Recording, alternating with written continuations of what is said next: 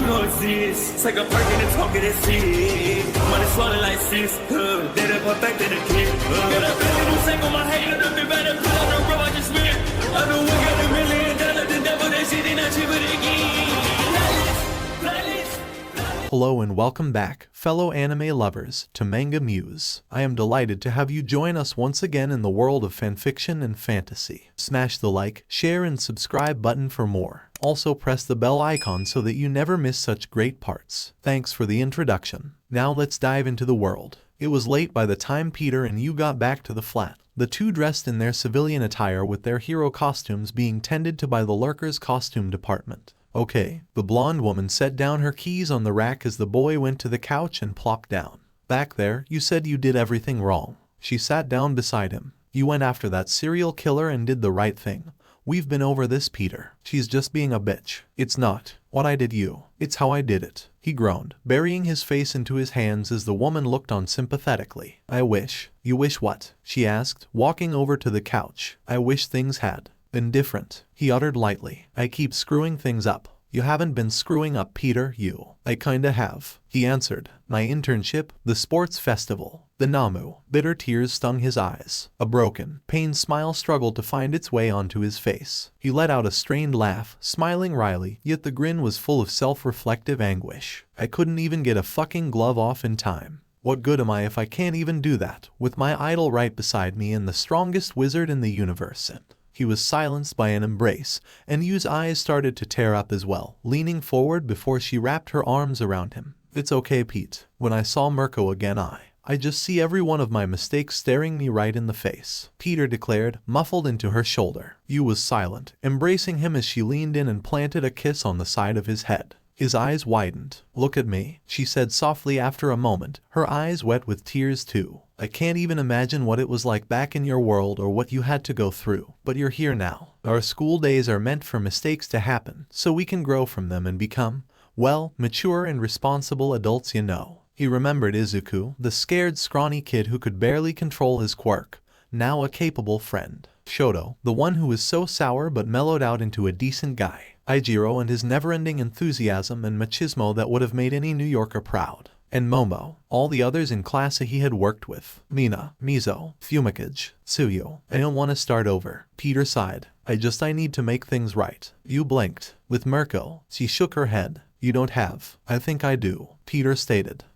Even if it doesn't change anything, I have to at least try. That's what it should be about, right? Trying to do the right thing. Peter ran his hands through his hair. You fell silent. She took a deep breath and looked at the wall for a bit. Well, you're a better person than me, Peter. I've never forgiven her for using me as a springboard back in our school days. Peter blinked. Springboard? Yeah, first sports festival. During the marathon run, she just used my face as a springboard to propel herself into first place while I fell back into the contestants. You uttered. Thankfully, we had a professor back then who turned the entire ground pretty much into mud and I wound up not making the final cut. She shrugged. Did not help my interview prospects in my freshman year, to say nothing of all the cracks on social media. He couldn't help it. The mental image of Yu's giant bum crashing onto a gaggle of gaping students tugged a smile from his lips. She saw it and smacked him on the shoulder. It's not funny, she protested. It was absolutely hilarious. No, it's not, he tried to agree. She smiled, even as she said the next bit. Liar. She gave him another hug, this one he returned.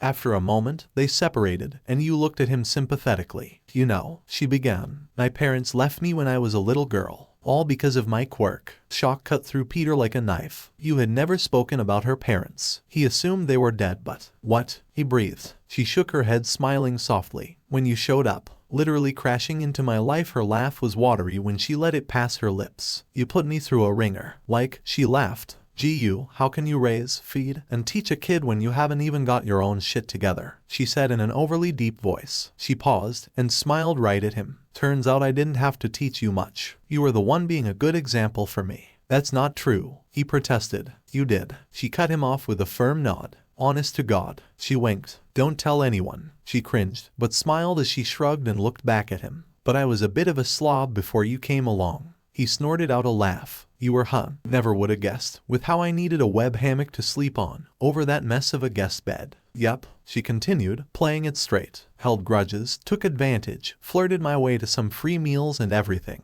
Real shining example of a hero right there. She paused, smiling softly. You made me better, Peter. And you keep proving that every day. So don't beat yourself up over a mistake or two. We all make them. I thought I was one for the longest time, but you proved me wrong. She cupped his cheek. That I'm not a fuck up. Peter could only stare, jaw agape like a fish. So she continued over him. If apologizing to Mirko is what'll make you feel better. She took a deep breath and looked at him square in the eye. Then go for it. Talk to her, but be assertive about it. Knowing that bitch, it'll be the only way she'll listen. Yeah, he said, nodding though not quite looking forward to that part. Yeah, thanks for he paused, unsure of what else to say. Anytime, Pete, you said, smiling warmly. Her eyes drifted to a nearby clock. It's getting a little late, but I can make us some homemade ramen. Peter perked up. It's not cup ramen, is it? Oh no, legit good ramen. Like with the egg and some pork. You ruffled his head as she stood up. Karen's been showing me videos on how to make it properly. Karen chimed in through the phone speaker. Yet somehow you burnt the water last time. Shush you. He couldn't help it, he laughed. I'd love some of your ramen. You go take a shower, she smiled. It'll be ready when you come out. You remained silent as she heard Peter enter the shower, even as the water began to pour over the pot. You seem to have enough water too. Karen, yes, just gimme a moment. You sniffled, rubbing her eyes as she took a deep breath. Her chin began to quiver, her eyes got wet, and she began to breathe heavily. Deep breaths. I know. You shook her head before setting the pot down. She grabbed a towel and began crying into it and just letting the tears flow. All her life she thought she was just a screw-up due to her quirk. Her parents dumped her because of it, and she'd had to deal with that all her life. And then along came a spider from another world that changed everything. You continued to sob, sniffling into the towel as she looked up, smiling. You will make one young lady the happiest girl on earth, Peter Parker. Just like what you've done to me, you thought as she collected herself before patting her cheeks. Okay, time to cook. She ran over, grabbing the green onions from the kitchen and chopping them up. That way Peter won't think she was crying over something like that. Yeah, over onions, that'll work.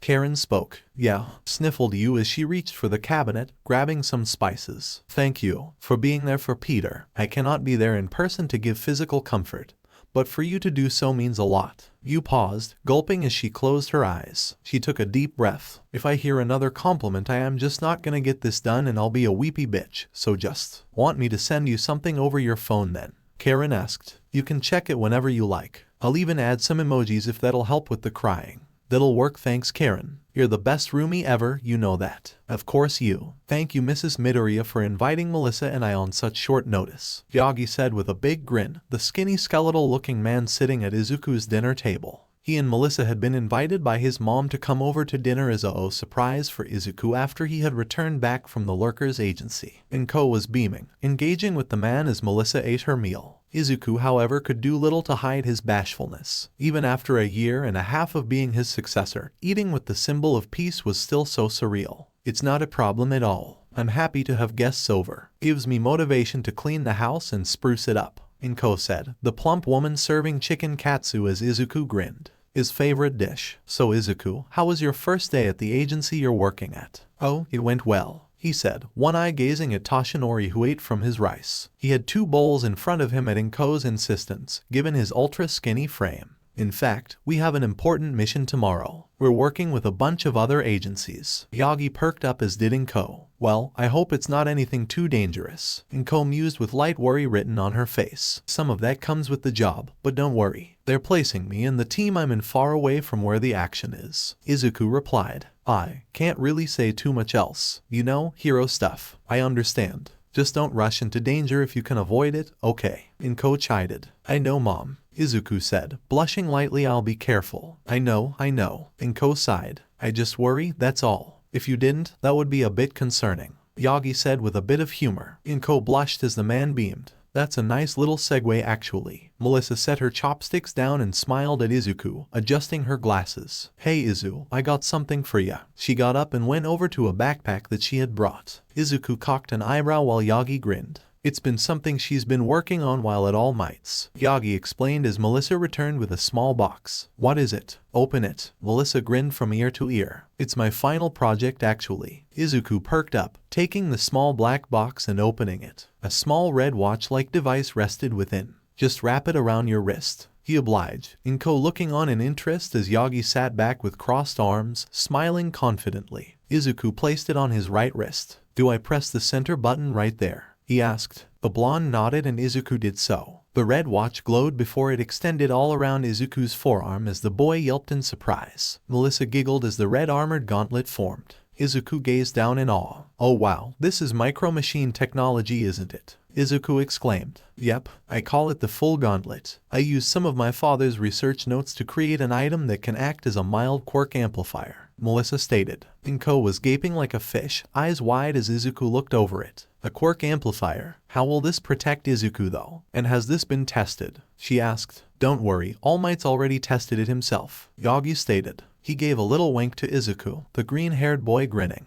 So, what does it do? Like, it would amplify his quirk. Izu, try pressing the little button on your right index finger near the knuckle, Melissa instructed. Izuku looked at his glove as his right thumb felt around for the button. The material flashed out, nearly a meter wide in diameter. A massive red shield emerged from his wrist and became attached to his lower arm. Big guy tried it out himself. I think if he likes it, you'll be pretty good with it too. Just in case you can't dodge, block, Melissa stated. Can stop gunfire pretty easily and even block some explosives. Izuku looked in awe at the device. He stood up, looking it over as he handled it. Amazing. Melissa looked as proud as could be. Izuku stood there, holding the micro machine shield carefully. Oh, I only wish I could do more than cook to repay you and Mr. All Might. She looked guilty but Yagi waved it off. The big guy is a busy man, but I can guarantee you this, he said as he took a sip of tea. All Might will send his gratitude in due time, he said with a glance towards Izuku, who blushed under the praise. I hope you put that device to good use, young Midoriya, Toshinori said as he walked to the car with Melissa,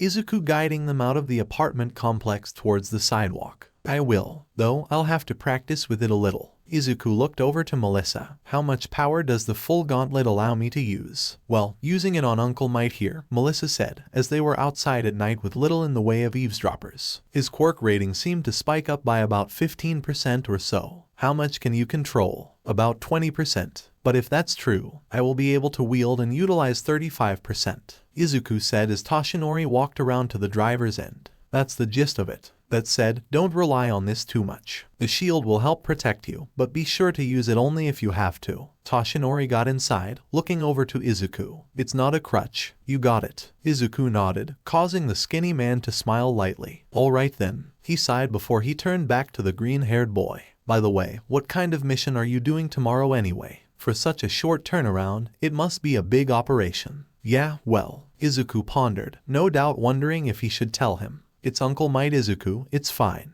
Heck, I bet he can even come by to help too. The more the merrier, Melissa suggested as Toshinori blinked. I suppose so, Izuku mused. Well, we are going to raid a Yakuza crime base. Toshinori perked up. Wait, there's still Yakuza around? He asked, surprised. Huh? I thought I had cleared them all out back in the day. Well, they're still doing business apparently. They're making some kind of quirk erasing bullet that they plan to sell on the black market, Izuku said quietly. The blonde man took it all in, musing over such an idea. A bullet that can erase or nullify quirks in whatever they hit. That could make seismic changes to society if that were to ever make it outside of Japan. Toshinori gripped the steering wheel. I see. And the HPSC is organizing a raid to get this off the street, huh? Who's the one in charge of this? I got some pull in there, maybe I can help. Oh, well, it's Sir Night-Eye. He recruited and Night-Eye, Toshinori squawked, blood squirting from his mouth as Melissa jolted up and looked at him. He coughed a bit, wiping his mouth. He's leading this operation. Yes, he is. Why? Izuku asked as Toshinori used his handy handkerchief to clean his face. Did something happen between you two? Melissa asked as the older man leaned back against his car seat.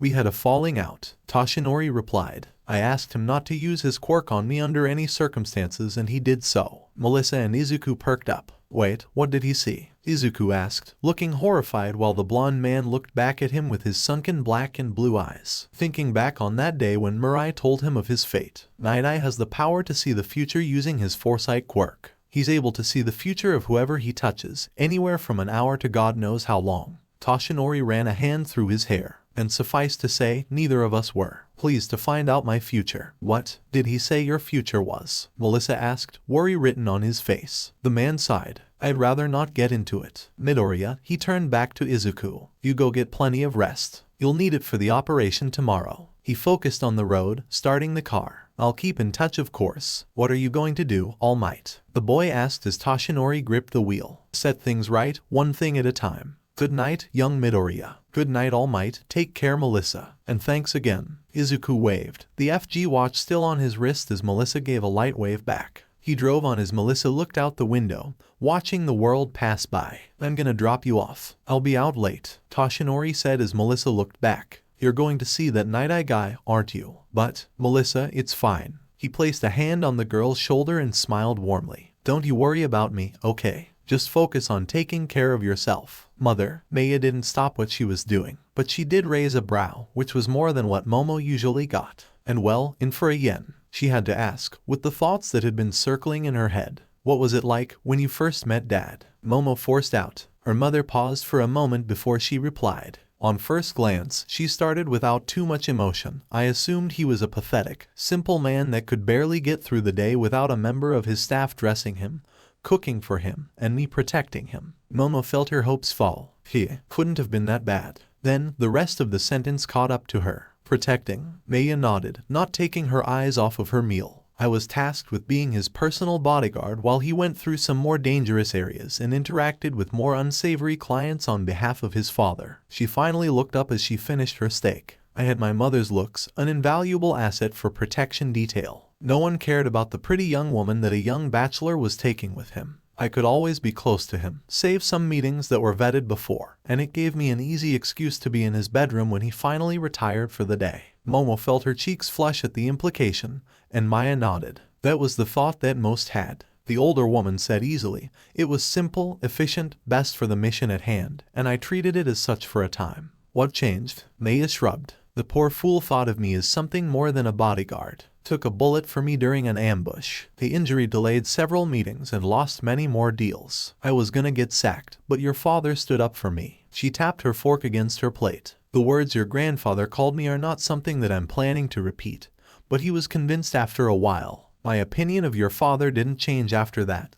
He was still a fool. She leaned back in her chair, pausing for a moment as her eyes lost focus as she drifted into her memories. But he had a standard to him that he held himself to, something I hadn't realized until that moment, and to this day he hasn't deviated from it. It caught my interest, and then the fool had me in his clutches before I realized it. Momo didn't know what to say, coughing a little. So did things just happen? Maya gave her daughter a flat look. Were you listening to a word I just said? No, I was. It's just. Momo stopped, letting out a breath. It's just not as detailed as I was hoping for. It wasn't a gentle or simple thing. Momo, Maya said, taking a sip of her wine. It happened. We took unprofessional risks, and we did what we could when the consequences came for us. You don't need to know anything more than that, more so since your own situation isn't even close to being applicable. I don't think. You're far more public than we were. Maya interrupted. Any relationship you pursue will be in everyone's eyes. The young, brilliant and powerful scion of an empire that will always be connected to you whether you like it or not. You're on the road to becoming someone whose standards are judged even more harshly than your lessers. Maya's brow raised a few notches. Have you forgotten that? Of course not. Momo all but screamed. But I can't just ignore my feelings. You couldn't. So what should I do? Maya just rolled her eyes. Whatever you want. Momo blinked and Maya sighed.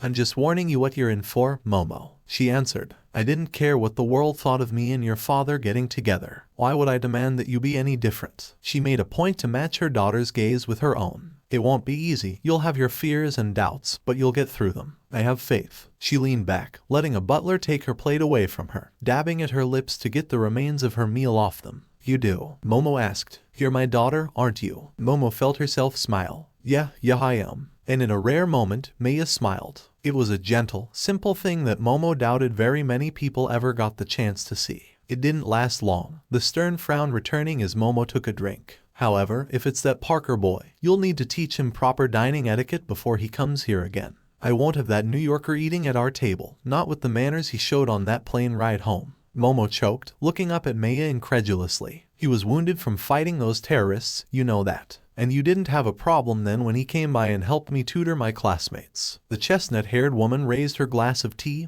eyes closed. Your father managed even when he couldn't move his arm for a month, and he has nowhere near the training and physicality of the Parker boy as well. If he cannot maintain proper etiquette even under that kind of duress, I can hardly imagine him having a seat at this table in my presence," she chimed, sipping her tea as Momo pouted, looking away with a blush. "Why, you don't even know who fancy anyway." And that was neither a confirmation nor a denial. Maya set her glass down. "You are many things, daughter." She had a light smirk on her face, and predictable is one of them. Momo groaned as Maya let out the smallest scoff, which sounded like the closest thing to a laugh as the black-haired beauty sipped from her own tea. Later that night, she would realize that may have been the first time her mother had teased her daughter over her liking a boy. It was quiet when Enji returned to his home, exiting his car as Shoto did so as well. The ride was silent and uneventful, save for his son texting on his phone a bit. "Will that be all tonight?" Masuhiro, the Todoroki family driver, asked. Enji looked back at him. Masuhiro was a man in his 50s, gray streaking into his black hair. "That'll be all. I'll have my agency pick me up tomorrow morning," Endeavor replied.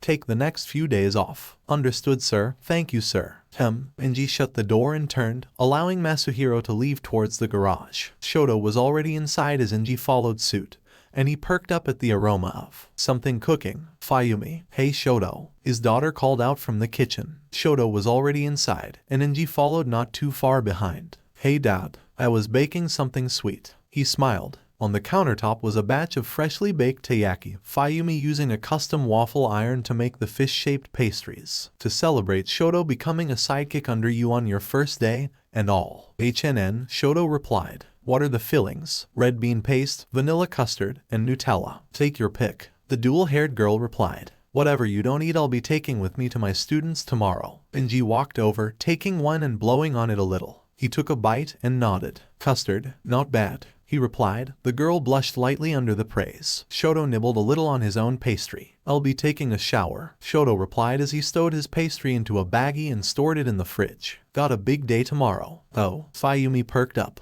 "Yes, we have a mission for the HPSC, confidential," Enji replied. "But Shoto and I have important roles to fulfill nevertheless, so we will need our rest." "You should rest too, Fayumi." "I will, Dad," Fayumi replied. Shoto walked out of the kitchen without a word, and the girl sighed. "He's gotten colder lately, no pun intended." Enji was busy taking his next bite as he turned. "Usually says goodnight and all. Did something happen, Dad?" she asked, the young woman looking sullen as she turned towards him. Enji swallowed and sighed. "No, but I have a feeling about what's bothering him." The man rubbed the bridge of his nose. He could handle Shoto being abrasive towards him, that was old hat. But to his sister, "What is it?" Fayumi asked, placing the trays on the counter to cool off as she got a plate out and a tongue to place the pastries on. "It's that girl, Kendo," if he recalled. "It's complicated," he murmured. "I'll handle it though." Fayumi perked up. "Are you sure? Do you need my Fayumi?" Enji cut her off. "I know that. You wish for things to be better between us. All of us," he sighed. "None of this is your fault, and it shouldn't concern you. He paused, looking at his daughter directly. "Let me try and handle this. If I need assistance, I'll let you know." "Well, okay." Fayumi rubbed her arm as she undid her apron. "My door is always open, Dad." "Thank you," Enji said, walking up and patting her on the shoulder. "You go get some rest. I'll clean up the kitchen." "You sure, Dad? I can handle this. You've had a long day." "So have you, most of the time." "I'm equipped to handle it," the number 2 hero replied. "You have students to care for and teach. Better to do it without looking tired and worn out." Fayumi removed her apron, looking at her confections. "Just place the taiyaki on the plates and put plastic wrap over them when they've cooled before putting them in the fridge." "Got it." He walked over to where she was standing, using the tongs to place them on the plate. "Good night, Dad. Sleep well," Fayumi said as she stored her apron in the pantry. Enji took a deep breath. "You too, Fayumi." The woman left without a word, leaving Enji alone in the kitchen as he began to clean it. Normally he would train in his dojo to relieve excess stress or meditate. But here, something as mundane as putting a fish-shaped waffle pastry onto a plate was as boring as it could be. And it left him with his thoughts. He reached into his pocket and got his phone out to make a call. Went to voicemail. She must be asleep by now. He heard the tone. "Rika," he spoke. "Tomorrow morning, I want you to look into hiring someone for an internship.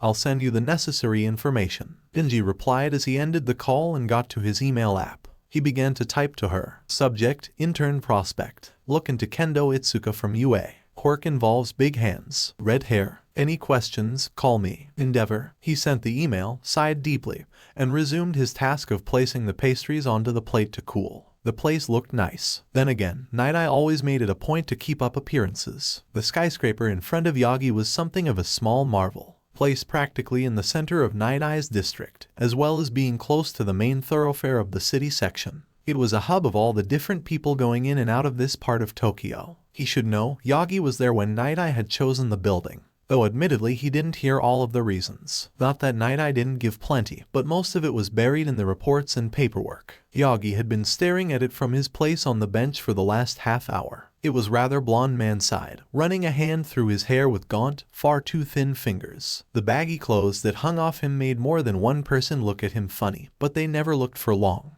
Ironic that for all his power, an awkward conversation had effectively stopped him cold. Well, he probably should get it over with. With a sluggishness that he'd more than gotten used to, he got up and walked through the front door of the agency. The interior was exactly how he expected it to be, a carbon copy of his old agency building. He got to the front desk, and the secretary behind said desk. Bubble girl by the look of her, if his memory of the heroine was right. She glanced up from her duties and flinched slightly at the sight of him. "See, can I help you?" she asked. "I'd like to talk to Sir Night Eye if he has a moment." One brow raised slightly, but she typed a few things into her computer. "Do you have an appointment?" "No, but he'd probably make an exception. Tell him Toshinori is here to see him." Bubble girl frowned, looking at the man. "Oh, are you a member of his All Might fan club?" It took all of the power of one for all not to spit blood at that statement.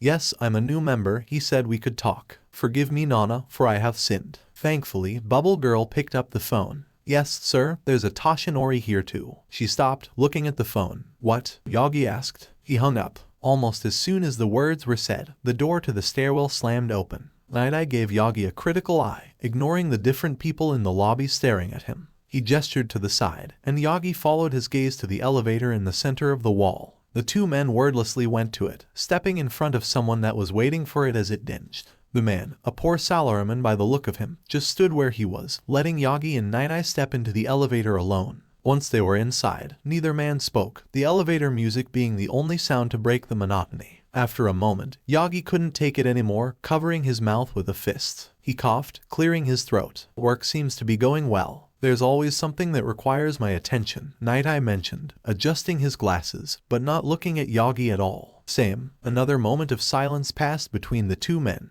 "I saw your work with the UA Sports Festival. Good work. You prevented a tragedy." Yagi winced at the memory. "It wasn't the best day." "Yes, shame how little your students get along with one another," Night Eye said. There was a pause, one the former sidekick filled with a sigh. "Why are you here?" Night Eye asked, folding his arms as he gazed at him with hard eyes. Yagi blinked a little at the bluntness. Some part of him wasn't surprised. He'd always been straight to the point, but a larger part of him expected to at least get to his former sidekick's office before Night Eye asked that. "Heard that you were taking part in a raid against the Yakuza." The former sidekick narrowed his eyes, then let out a sigh as he pinched his nose. "That brat has no idea how to keep something secret, does he?" He groaned. "Young Midoriya has kept my secret well enough," Yagi pointed out. Midoriya Izuku is a bundle of self-doubt, insecurities, and waterworks that would be a parody in a low-budget children's TV show. Night Eye dismissed bluntly. "Barely worthy to work a patrol route without supervision, much less hold on to the single greatest power the world has seen since before even New Order. Even now I'm still baffled that out of every potential hero,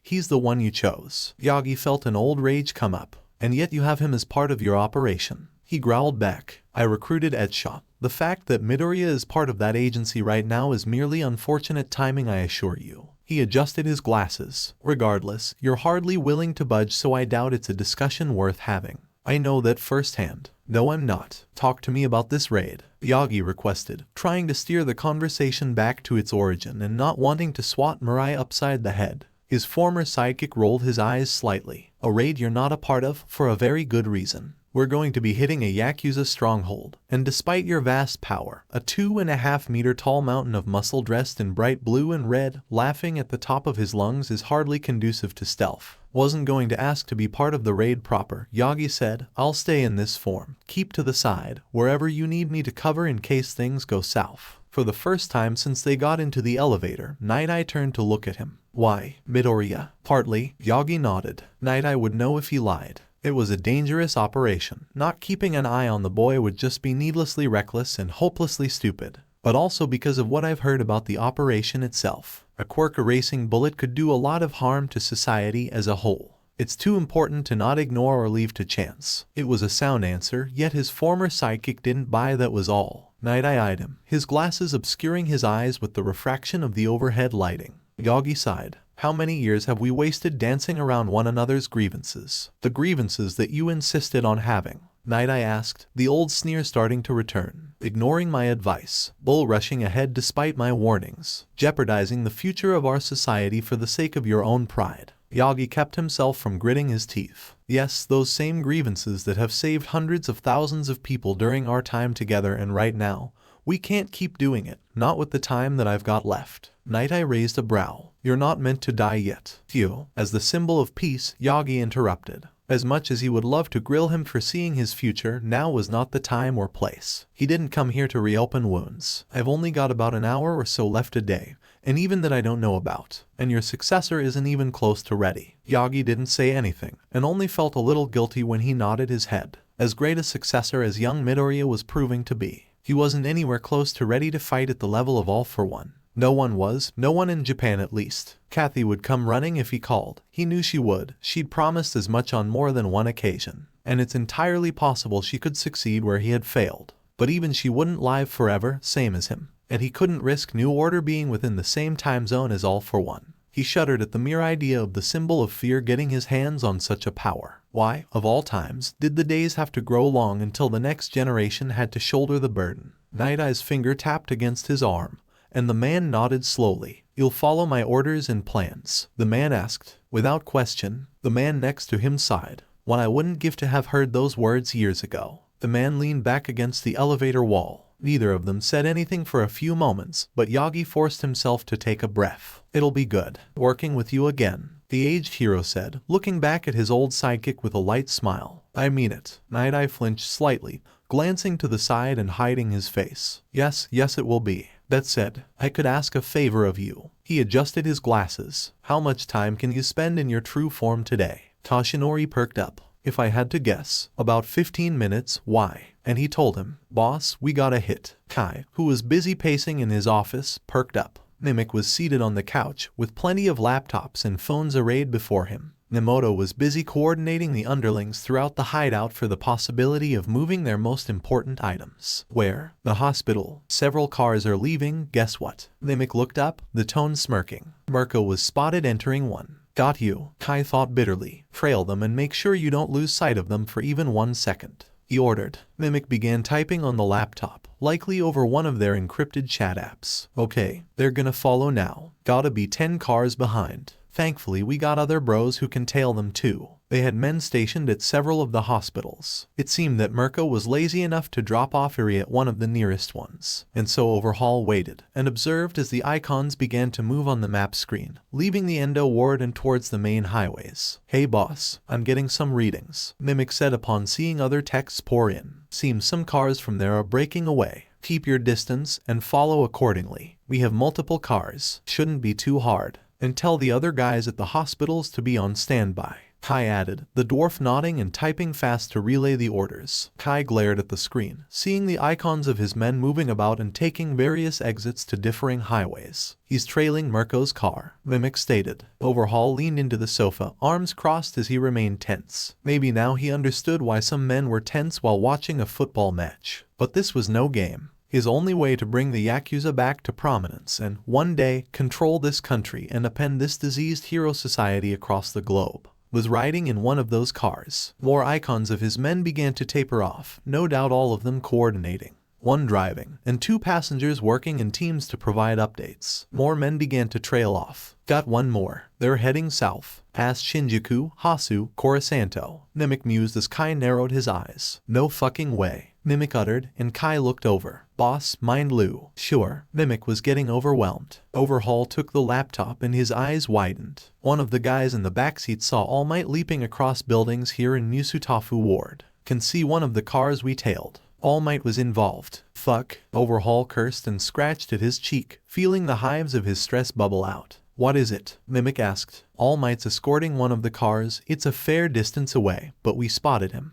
Mimic's eyes widened behind his bird mask. Why, you're kidding. I heard he works at UA now, right? Maybe he's just going to the school or something. He does, yeah. But at this point, he couldn't leave anything to chance. All Might was the one who brought down the old guard, the king of Shad. Kai smirked under his mask. Mimic, I have an idea. Overhaul got his phone out and began to look through his contacts. What's up? Oh, and there's one car left, and it's heading for the southernmost ward, the dwarf said as Kai and him looked away. Kawasaki, he said. Kai swears on his life that it's the one Mirko went into. Overhaul felt relief pour over him as he found the right guys to contact in the area, and a new plot began to circulate in his mind. Out with the old, in with the new, as the old saying went. Mimic, gather the bullets. It's about time we go for a little ride, Overhaul said, causing the dwarf to perk up. We aren't attacking now, are we? As long as All Might's nearby, we can't risk an encounter right now, the black-haired man replied, tapping his beak mask. Besides, isn't there a rumor that the ones who responsible for the Hasu massacre are hiding out in some rundown part of Tayson Ward? Wait, you mean? Mimic's eyes widened. It's about time we had a sit down with our contemporaries. He looked at his loyal underboss. I have a plan. Mirko sat in the car, a suit from the commission sitting in the passenger seat in front of her. Beside her, Iri dozed on her arm. Looking down, the white-haired woman stroked the girl's head a little. She was groggy upon getting out of bed, and was still sleepy. Probably the first night of sleep she had without any pain, Rumi thought to herself. Iri had talked to her and some investigators earlier in the day on what this overhaul had done.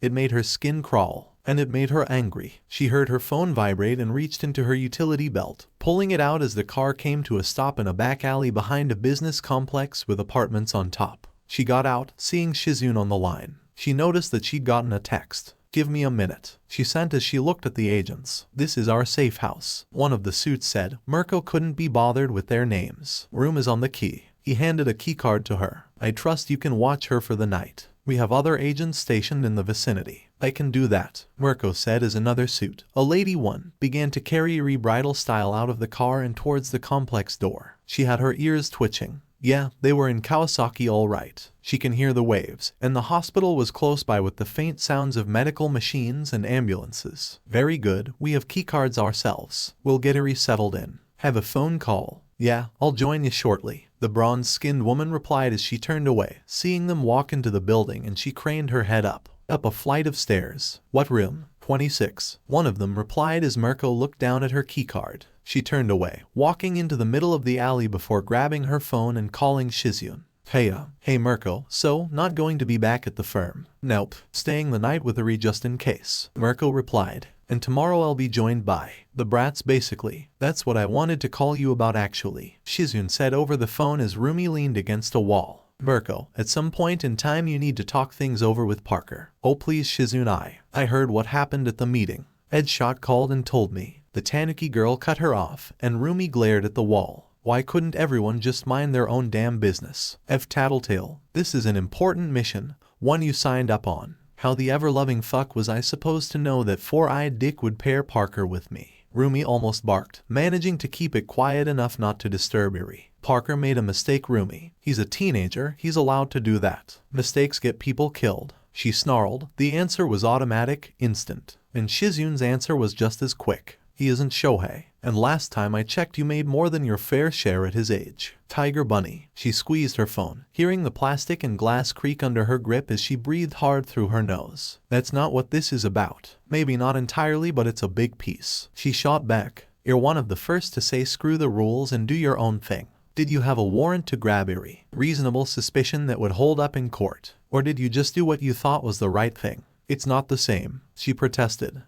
Made a mistake, Shizune repeated. We've all been there, Rumi. I'm not even saying you have to forgive him, but at least talk it out. You're a big enough girl to do that. It's getting late. You lock up the office and take the day off tomorrow. I need to be with Iri. Okay, I'll talk to you later. Good night, Mirko. Night, Shizune. She hung up and let out a big sigh. Fuck, she cursed under her breath as she turned towards the complex and walked inside. Chisaki stared at the bar in front of him with barely contained disappointment. You're positive that this is the place? Shin Nemoto nodded, his plague mask going up and down from the front seat of the car. The bar itself was little more than a hole in the wall, barely able to hold up against any real scrutiny, much less be a business. But then again, even the mighty had fallen after All Might rose to prominence. But why did it have to be so filthy? Regardless, Chisaki kept his composure, snapping his fingers and making the group move. From the unassuming moving van, Overhaul and the 8 bullets walked out. There weren't any civilians on the street, which was more than likely deliberate. It gave them a clear view to walk in. Overhaul stepped in first, flanked by Rappa at his side, the larger man's bulk practically breaking the door frame as he stepped through. Rikia stood outside the bar, ready to barge in if necessary as the rest of his most dangerous Yakuza trailed behind him. Immediately, he knew that he was in the right place. Tamura Shigaraki, the villain that led the attack against the heart of hero culture, sat at the bar, a drink of something stiff and brown in his hand. He glanced at Overhaul with barely a shred of indifference. The smoky barman was a different story, flinching slightly at the sight of Overhaul and his men. Several other figures looked on from the booths and tables. One of them stopped the game of darts that they were playing as the last of Overhaul's subordinates came in. The sign said "No solicitors, assholes." Shigaraki mumbled, taking a long swig of his drink. Overhaul made a point of scoffing loud enough for everyone to hear. I didn't know the Great All for One kept an attack dog drugged up in a bar. There was a flinch, something of a twitch in Shigaraki's eye. Then, he moved. He was fast, too fast for that broken and lanky body of his. Overhaul had a hand out, palm facing him, and Shigaraki's palm was going towards his face before the barman managed to even shout something. They lunged for one another, heedless of the reaction. Tamura. The voice made Shigaraki pause, fingers almost touching Overhaul's face. The pause made Overhaul hesitate, almost hitting the boy's clothes. "Our guests are here to speak, not fight." Shigaraki scowled, slowly pulling his hand back and giving Overhaul a muted glare. It was inhuman to look at. It was the kind of look that he'd seen in only a few people. The most desperate, the most willing to destroy whatever foundations they were standing on. An attack dog indeed. Overhaul took a step forwards, ignoring Shigaraki, who plopped himself back onto the bar stool. "The man of legend himself, I presume." "You presume correctly," the voice from the TV said through the static-filled screen. "Forgive this more lax form of communication between us, but there are issues that I must attend to." Overhaul scoffed again. "Are your injuries from All Might so bad that you won't even make deals face-to-face anymore? I find that a little ironic coming from a Yakuza leader." The man behind the screen asked, "Tell me, Overhaul, do you consider yourself a competent man?" The Yakuza man paused, brow furrowing slightly. "More than most," he admitted.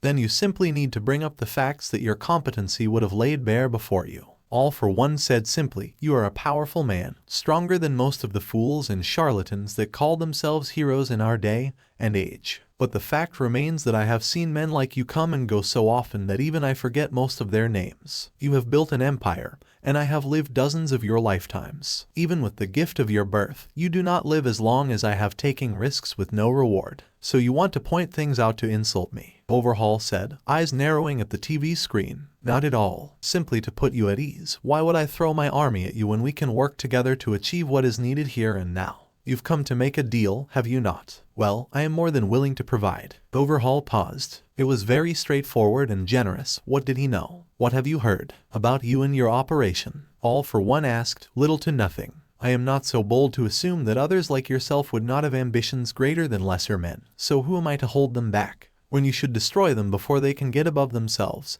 Shigaraki grumbled, glaring down the 8 bullets without a trace of fear on his person. "Perhaps," All for One admitted, almost as if Overhaul wasn't even in the room. Chisaki felt his blood boil underneath his gloves, but he held himself back. No, he needed to play this right more than anything. "I've reason to believe that my operation is going to be attacked soon," Overhaul said. There was a small hum of interest behind the TV screen. "Then you best control your assets and relocate." "Not possible," Overhaul admitted, "which is why I'm asking for protection, yours in particular." Make him think that Chisaki is this desperate, this willing to put himself and his operation on the line. "And what would we be protecting you from?" "All Might." Those 2 words got the reaction that Chisaki was hoping for. Practically every single look turned murderous, and he doubted that he was unaffected. The greatest of the reactions came from Shigaraki, the glass in his left hand shattering under his fingers. The liquid pooled underneath his sleeve. "I've gotten word that he's going to be a part of the raid team that's going to ruin my business." Overhaul continued. "You delay him long enough for me and mine to get something back from them during the destruction you would no doubt cause, and I'll make it worth your while." "With what?" "My quirk," Overhaul said, earning looks of surprise from some of his subordinates. "Whatever damage that All Might did to you that keeps you from speaking face to face, I can repair it in an instant." "Oh, you're willing to come face to face with me to help me? Quite a change. Fulfill your end of the deal and it'll be simple." A silence reigned over the bar, everyone waiting for the answer. "Well, that is quite the deal you're giving me," All for One said, tone perfectly even. I confess, the idea of regaining my former strength is quite tempting. I find myself willing to accept. Overhaul smiled behind his mask. It was almost too easy. That is, if you add on what you are trying to get back into this little arrangement. Overhaul's smile fell. Why do you want to know? I'm giving you your body and a chance at All Might. What else do you want? Many things. All Might is a cancer that deserves to be destroyed for my sake, and I have every confidence I could remove him with my body restored. All for One said. And Chisaki didn't miss the way that Shigaraki smiled at that. It was not a nice smile. He'd hesitate to even call it human. But despite my own misgivings, I am not willing to simply trust you to keep your end of the deal. Do you think I would welch on something as important as this? Overhaul said, unable to keep the anger out of his voice. As I said before, I've seen men like you come and go. Some of them were more than willing to take the chance to destroy me. The fact remains, regardless of my protection or not, I have something more than you in infinite amounts. And that is time. All for One intoned, to prepare, to gather strength, whatever you can think of. I have limitless time. In truth, I could simply wait for All Might to die of old age if I so felt the urge. The days move as slowly to me as they do any other man. But decades mean nothing to an immortal. I'm more than willing to sit here and wait for you to make the choice. While you don't even have 24 hours. I don't know if you even have 12. Chisaki's gloves turned to ash in his palms as he growled. Shigaraki cackled like a hyena, as did that blue-haired chick sitting with the flamboyantly dressed one. Calm down. So tell me. Overhaul, All for One said, and everyone in the room could practically hear the smile in his tone.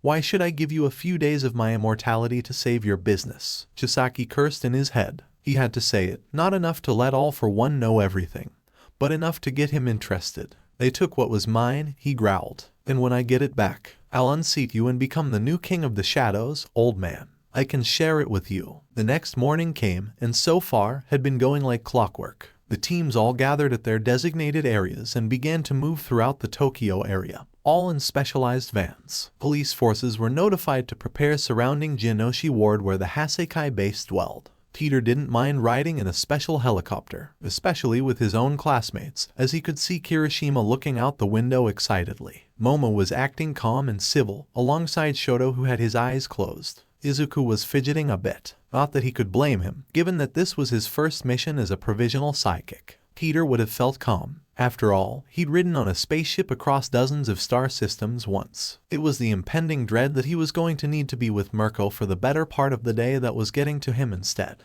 You doing all right? Peter heard as he turned, wearing the headset as he saw Izuku looking his way. You've been quiet. I bet this is old hat for Ace. Kirishima replied cheerfully, almost making Peter forget his anxiety. No, this is my first time in a helicopter, although if you can do what I do, kind of makes it a bit boring. Peter shrugged. They're taking us to Kawasaki Kyoto Hospital, although why would our safe house be at a hospital? Kirishima asked. Seems kind of weird to me. Shoto opened his eyes. That's a remarkably good point. Peter perked up at the dual-haired boy's response. If we are defending this asset, we wouldn't want to get civilians in the crossfire. Then it has to be close to the hospital, not on it. Peter added. That's my 2 cents. 2 cents? Kirishima asked in confusion. It's an American thing. Peter shrugged while Momo giggled a little. It could be a civilian. Shoto suddenly put forward. A VIP. Injured maybe. Good point. Momo conceded. Still, to work under a top 10 hero. I'm pumped. Kirishima exclaimed. I mean, you guys all worked under them. Well, you're even related to one of them, he said, looking Shoto's way as the dual-haired boy gave a light roll of his eyes, but the redhead didn't seem perturbed.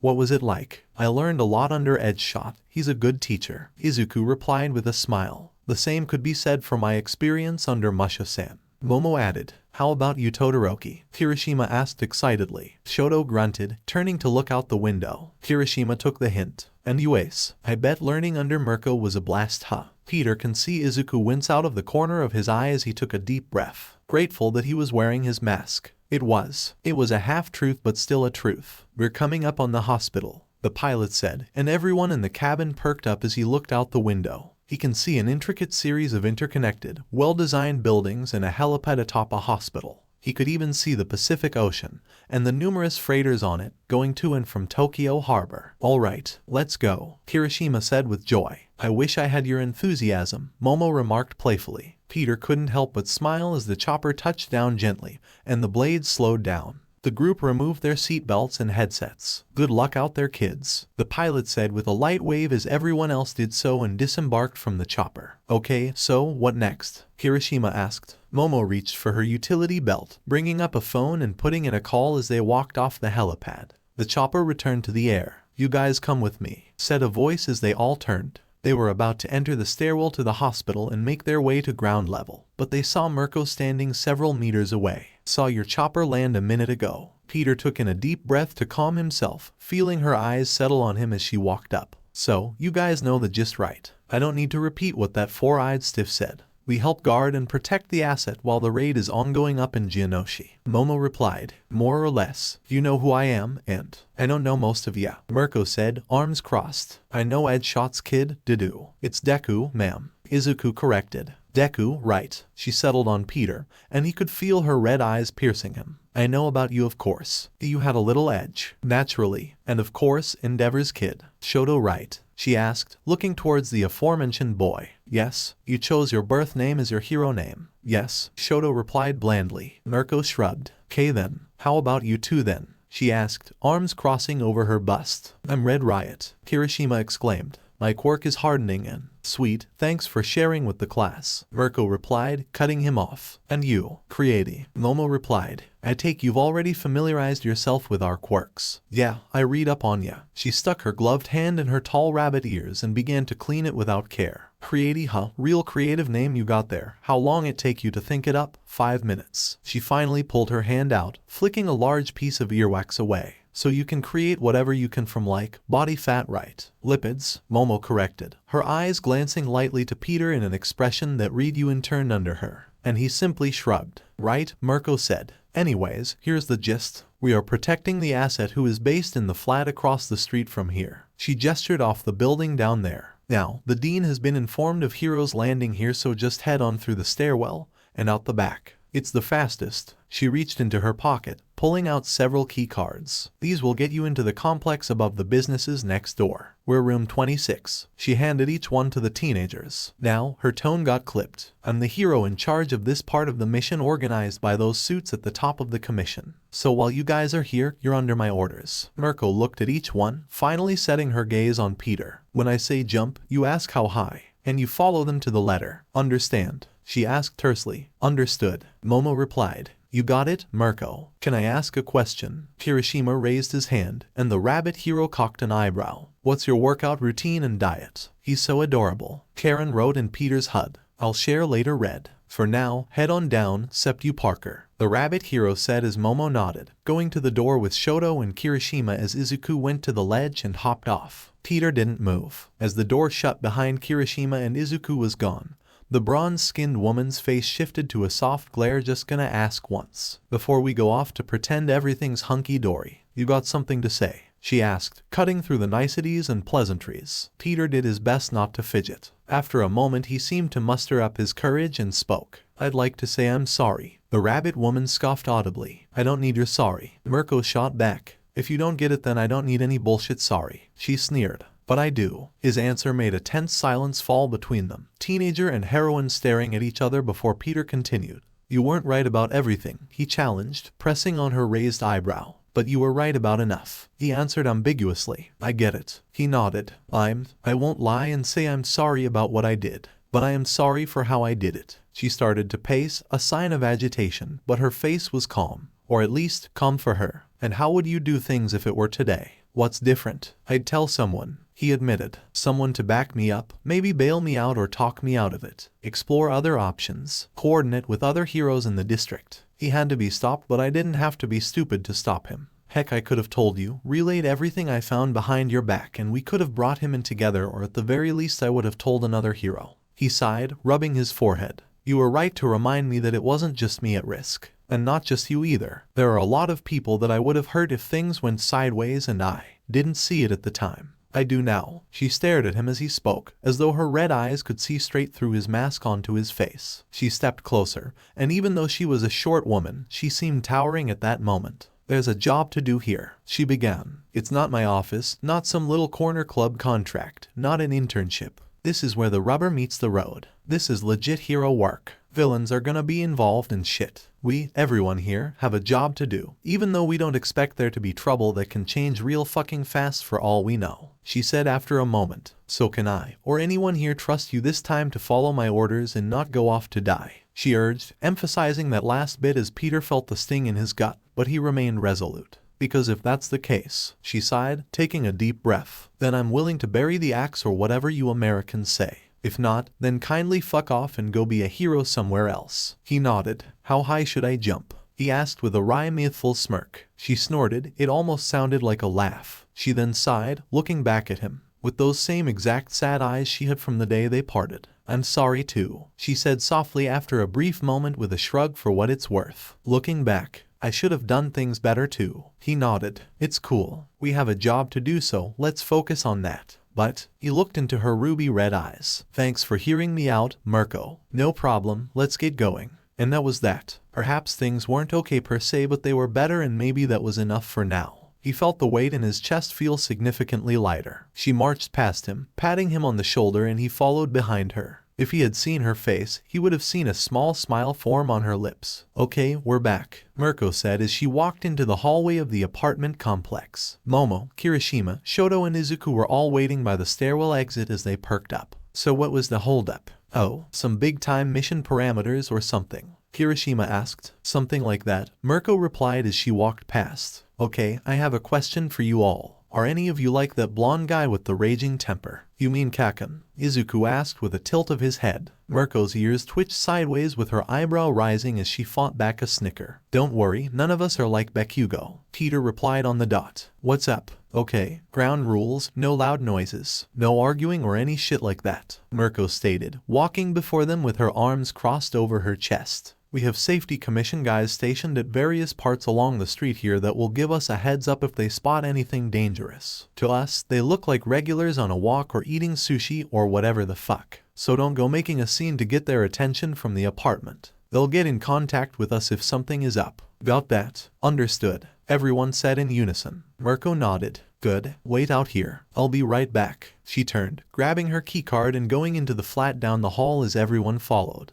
When I opened the door again, come on in. She opened the door and went inside. No loud noises or arguments. Kirishima asked, what is the asset like, a souffle or something? Why would an asset to the Yakuza be a French dessert? Shoto asked dryly. Like, ain't souffle a food that requires the chef to be super quiet or it goes bad? It stuck with me when I found out about it. The redhead shrugged. It could be a pet, Izuku asked as Peter leaned against the wall. Or likely a person, Momo surmised. That got everyone's attention as they turned towards Momo. Think about it. A simple flat over some businesses far enough away from the main Tokyo area, but close enough to a hospital or within reach of notable and big-name hero firms. The black-haired girl cupped her chin. I think our asset may indeed be a person, maybe sensitive of hearing. Oh, that makes sense. Kirishima grinned. Guess I was thinking too deep into it. I still don't get where you came up with souffle, Shoto muttered. I mean, not like a real man would eat some Frenchy food, but some pastry that dies from loud noises. Like, who would eat that? Kirishima mused. Well, it's a puffy egg-beaten dish, which can be made sweet or savory. Momo explained. I tried them when I went to France with my family years ago. It's actually quite delicious. Oh, so it's like omurice? Kirishima asked.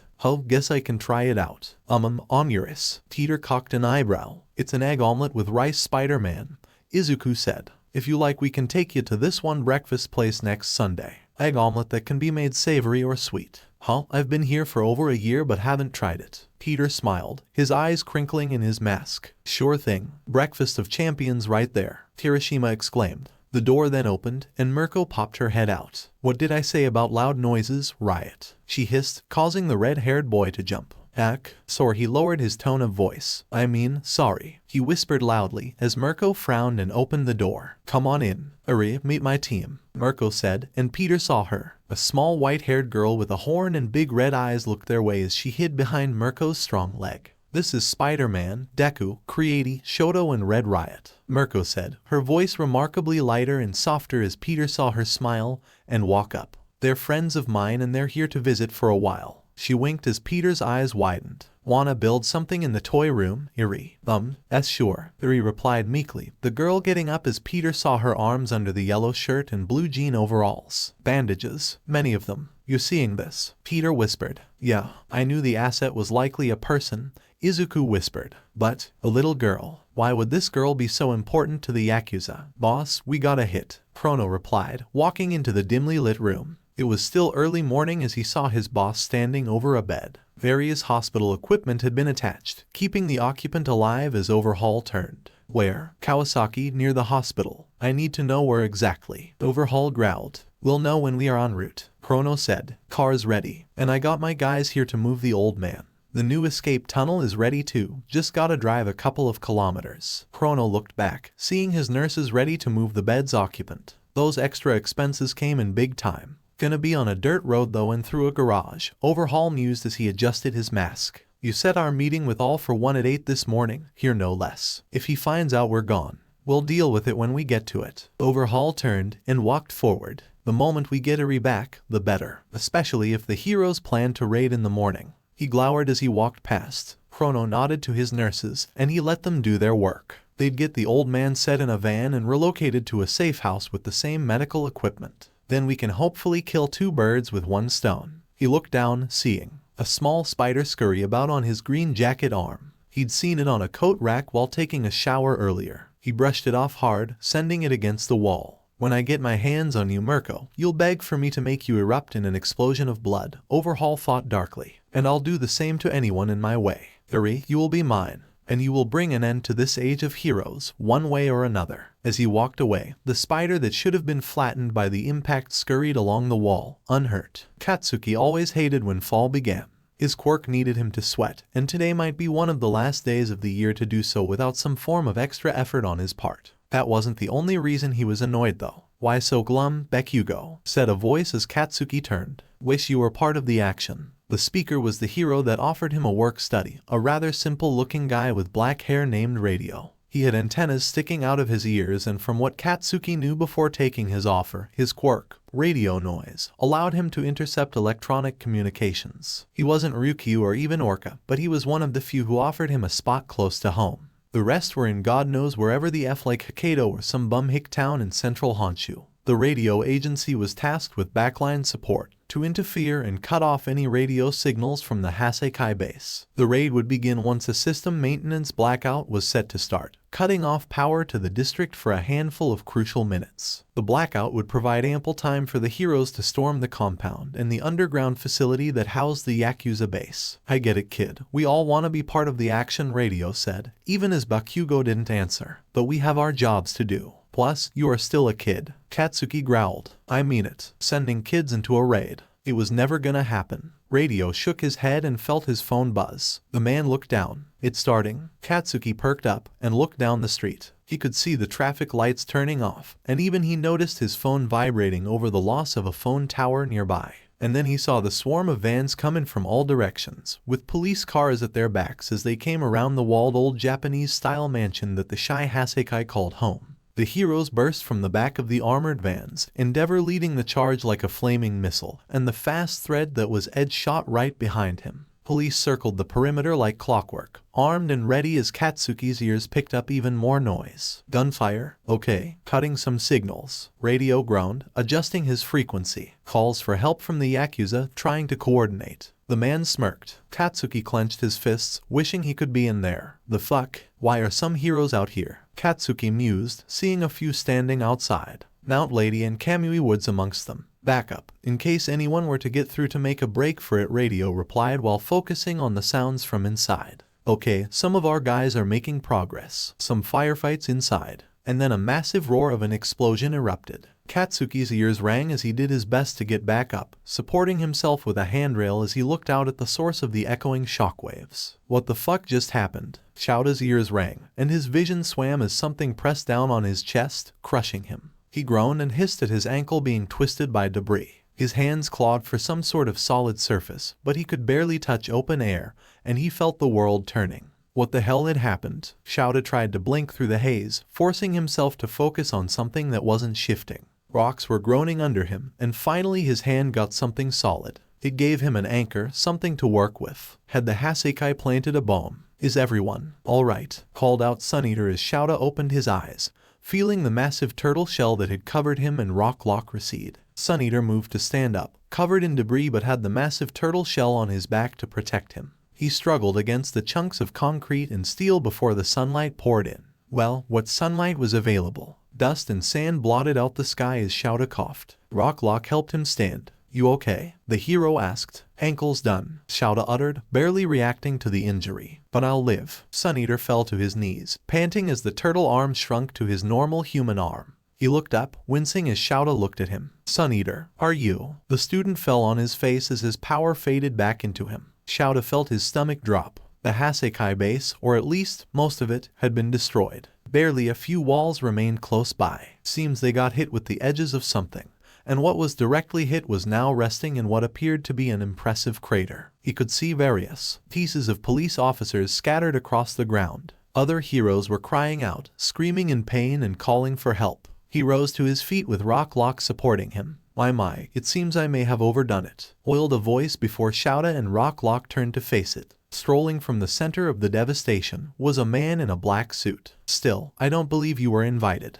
How very rude of you heroes. His head was encased in a black metal mask shaped like a skull, tubes extending from the mouthpiece. We have visual on a villain. Black suit, black mask and black red rods darted out from the villain's hand. Rocklock tried to move, tried to dodge, but he didn't have the space. The hero avoided the first projectile before the rest pierced Rocklock in the chest and gut. Aizawa fell as Rocklock gasped, unable to cry out. The rods glowed in a dark light as Shouta's eyes flared red. Oh, this feeling I'm sensing, the masked man mused as the rods immediately retracted without warning. Rocklock fell to his knees, hands over his chest and stomach as blood began to seep out. Ah yes, the fabled Eraserhead. How wonderful to witness your oh-so-useful quirk in action. Shouta glared at the man before him, baring his teeth as the red rods returned to their enemy's fingers. My dear Tamura spoke so highly of you. Tamura? Wait, you mean Shigaraki? Shouta clenched his teeth as the masked man chuckled. Indeed, my pupil praised your efforts. Quite the accomplishment. The man began to walk forward, hands behind his back like he was strolling through a park. Shouta grabbed his utility belt, trying to find some medical gel to stop Rocklock's bleeding.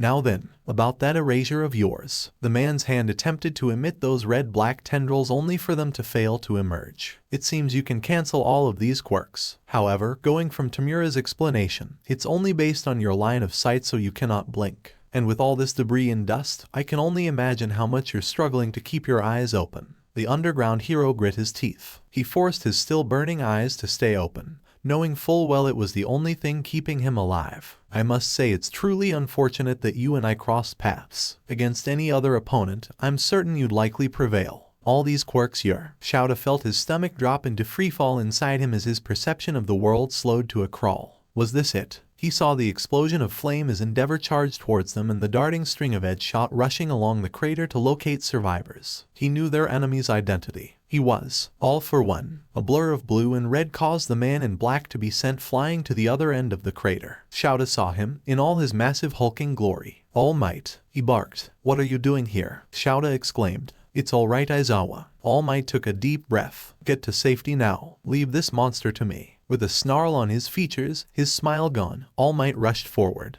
The thunder of his footsteps caused the very ground beneath them to quake as he rushed headlong towards the villain who caught the two titanic blows with his own hands. My, where's that smile? All Might, is everything going to be fine now? Because you're here, right? Aizawa heard All Might snarl through clenched teeth before the number one hero reared back for another strike a split second before he threw it, sending the masked madman flying upwards. Edgeshot appeared beside the shaggy-haired Shouta with a crack as he released his quirk. Give them to me, Edgeshot demanded as Shouta rose to his feet, leaning against a piece of concrete. He grabbed a painkiller from his belt and jammed it into his leg. Shouta felt numbness take the edge off his injuries as he blinked his eyes in relief. A moment later, he picked up Suneater, handing him to Edgeshoot whose stringy body wrapped around him, and the same with Rock a moment later. The lone eye that was visible on Edgeshot glanced down at Aizawa's injury. Eraser. Help the others, he said, and Edgeshot nodded before whisking Suneater and Rocklock to safety. Anyone able to fight? He said, hand to his earpiece. All Might needs backup. It was an old sound, one that Toshinori hadn't heard in years. The crack of flesh against flesh was so loud that it shattered windows. The breaking of concrete as hyperdense muscles pushed against them, and the world blurring as Toshinori brought his fist back. Another hand came up to match it and they struggled in the air, Yaga's momentum fighting against some flight quirk that the symbol of evil had kept in reserve. There he is, All for One said through the distorted filter. That's the symbol of peace, finally without that ridiculous smile of yours. You picked the wrong day to crawl out of your grave. He brought another fist down, this one hitting square in the center of All for One's forearm. Once again, the masked terror was thrown down, but he stopped in the air, all of his momentum leaving him in an instant. Toshinori let gravity carry him, both hands coming together. New York smash. Unfortunately, All for One shot back up with the exact speed that he left it, meeting the blonde titan halfway. Toshinori's hand shot out, trying to go for the mask, but All for One slipped into his guard. Toshinori recognized his own strength the same instant that the force drove into his stomach and blasted him upwards. He spun, unable to make sense of the world around him for an instant before he flicked a finger to the side, the force sending him left. He righted himself, 100 hours of training coming back to aid him, and all it let him see was All for One's arm glowing with barely contained energy. Then enough air pressure to blow the tops off of the buildings around him exploded as a cannon. Smash! Toshinori screamed, his fist meeting the air cannon in a deafening blast. It was like another explosion had gone off, gale force winds blowing above the crater as Toshinori landed. All for One dropped down to the ground too, the two of them staring at each other for but a moment before the villain's arm expanded again as he pointed his hand at his foe. Yagi leapt, blazing at him as he threw his punch. The two air blasts collided, expanding the crater while hurling dirt and debris into the air. Have you come to end me for good this time? You're long past overdue. He cocked his arm back, the limb rippling with power and bulging with muscle as Toshinori did the same. Toshinori roared, the ground exploding under his feet as he soared towards the black monster while black-red lines blazed towards him. All Might avoided the onslaught of tendrils in quick succession, dodging and weaving as he began to sprint towards All for One. Toshinori unleashed a roundhouse kick. Kentucky, he bellowed and followed through. Smash! A surge of wind blasted at the monstrous villain, only for mud walls to erupt from the ground, stopping the attack as they speared to the heavens. All Might was barely able to acknowledge the deflection before All for One erupted from the mud.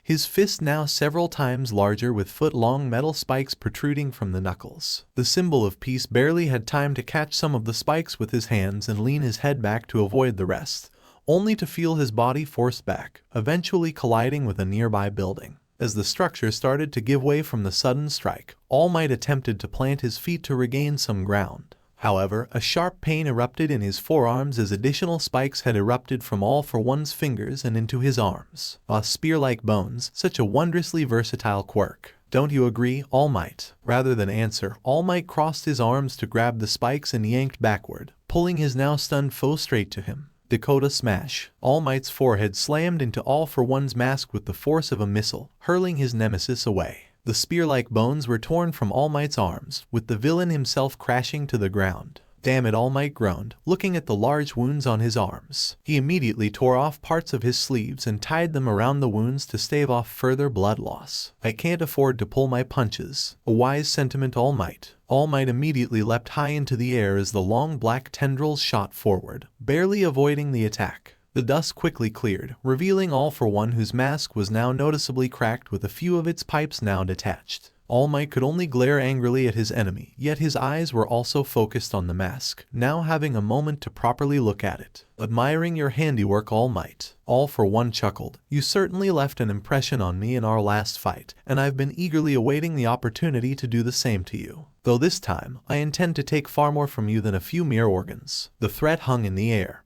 and All Might's left arm reflexively drifted to his wounded side for a moment before he refocused his attention. Obviously, he's not at 100% and I doubt he'd wear that thing just for aesthetics. If I can damage it enough, I should be able to take him out of commission. All Might's eyes then drifted to the many buildings surrounding them. Though the area had been evacuated prior to the operation, a clash between the pair could easily slip beyond the evacuation zone, and there was no guarantee he could incapacitate the villain before civilians got involved. If it comes down to that, then I'll do what I have to and end it right here. Clenching his fists, All Might charged forward like an angry bull, reeling his fist back. Texas. So predictable. Smash. All for One caught the punch mid-strike, his arms somehow absorbing the shockwave. In fact, his arms seemed to be compressing, almost like warning signs screamed in All Might's head as All for One laughed. Even now, you're so easy to read. Without warning, All Might found himself lifted towards the sky in less than a second as All for One's arms continued to shake. Impact recoil combined with spring-like limbs. A potent combination, All Might. Here, let me show you. With a boom comparable to a battleship cannon,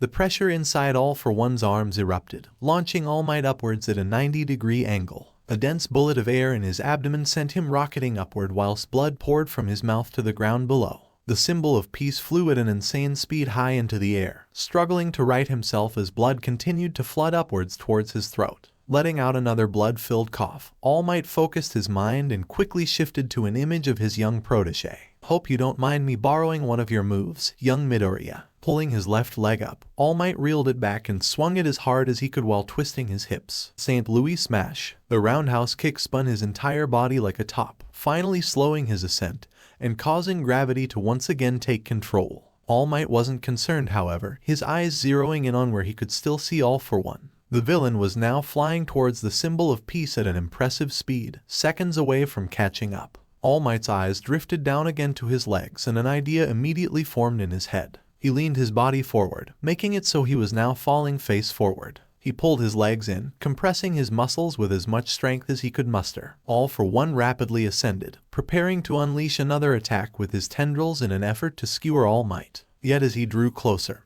even without his eyes, his other sensory quirks could pick up that All Might was planning something. However, another second and his smirk shifted as his mind finally started to piece together his opponent's plan. Wait, he wouldn't. It was approximately 2 seconds too late. All Might finally kicked upwards with every bit of strength he could muster. New Mexico Smash. His entire body rocketed downward, likely at 5 times the speed he descended, his body easily breaking the sound barrier with gravity only adding to his force. Calling him a human missile wasn't exactly accurate, but he carried all the power and force of something far greater. With All for One at its epicenter, the villain only had a moment to realize the peril he was in before he found the angry blue eyes of All Might directly in front of his masked face. The pair collided with such a boom that the impact echoed for miles, and All for One was slammed downward with more force than he'd ever felt in his over a century of life. The strike was but a single moment, a nanosecond, before both parties smashed into the hard concrete ground below. The road was utterly annihilated the instant they made landfall, the road itself fragmenting, spearing upwards towards the sky as the two foes tunneled hundreds of feet into the earth. All around them sounds could be heard, glass shattering, car alarms going off, chunks of rubble and buildings striking the ground.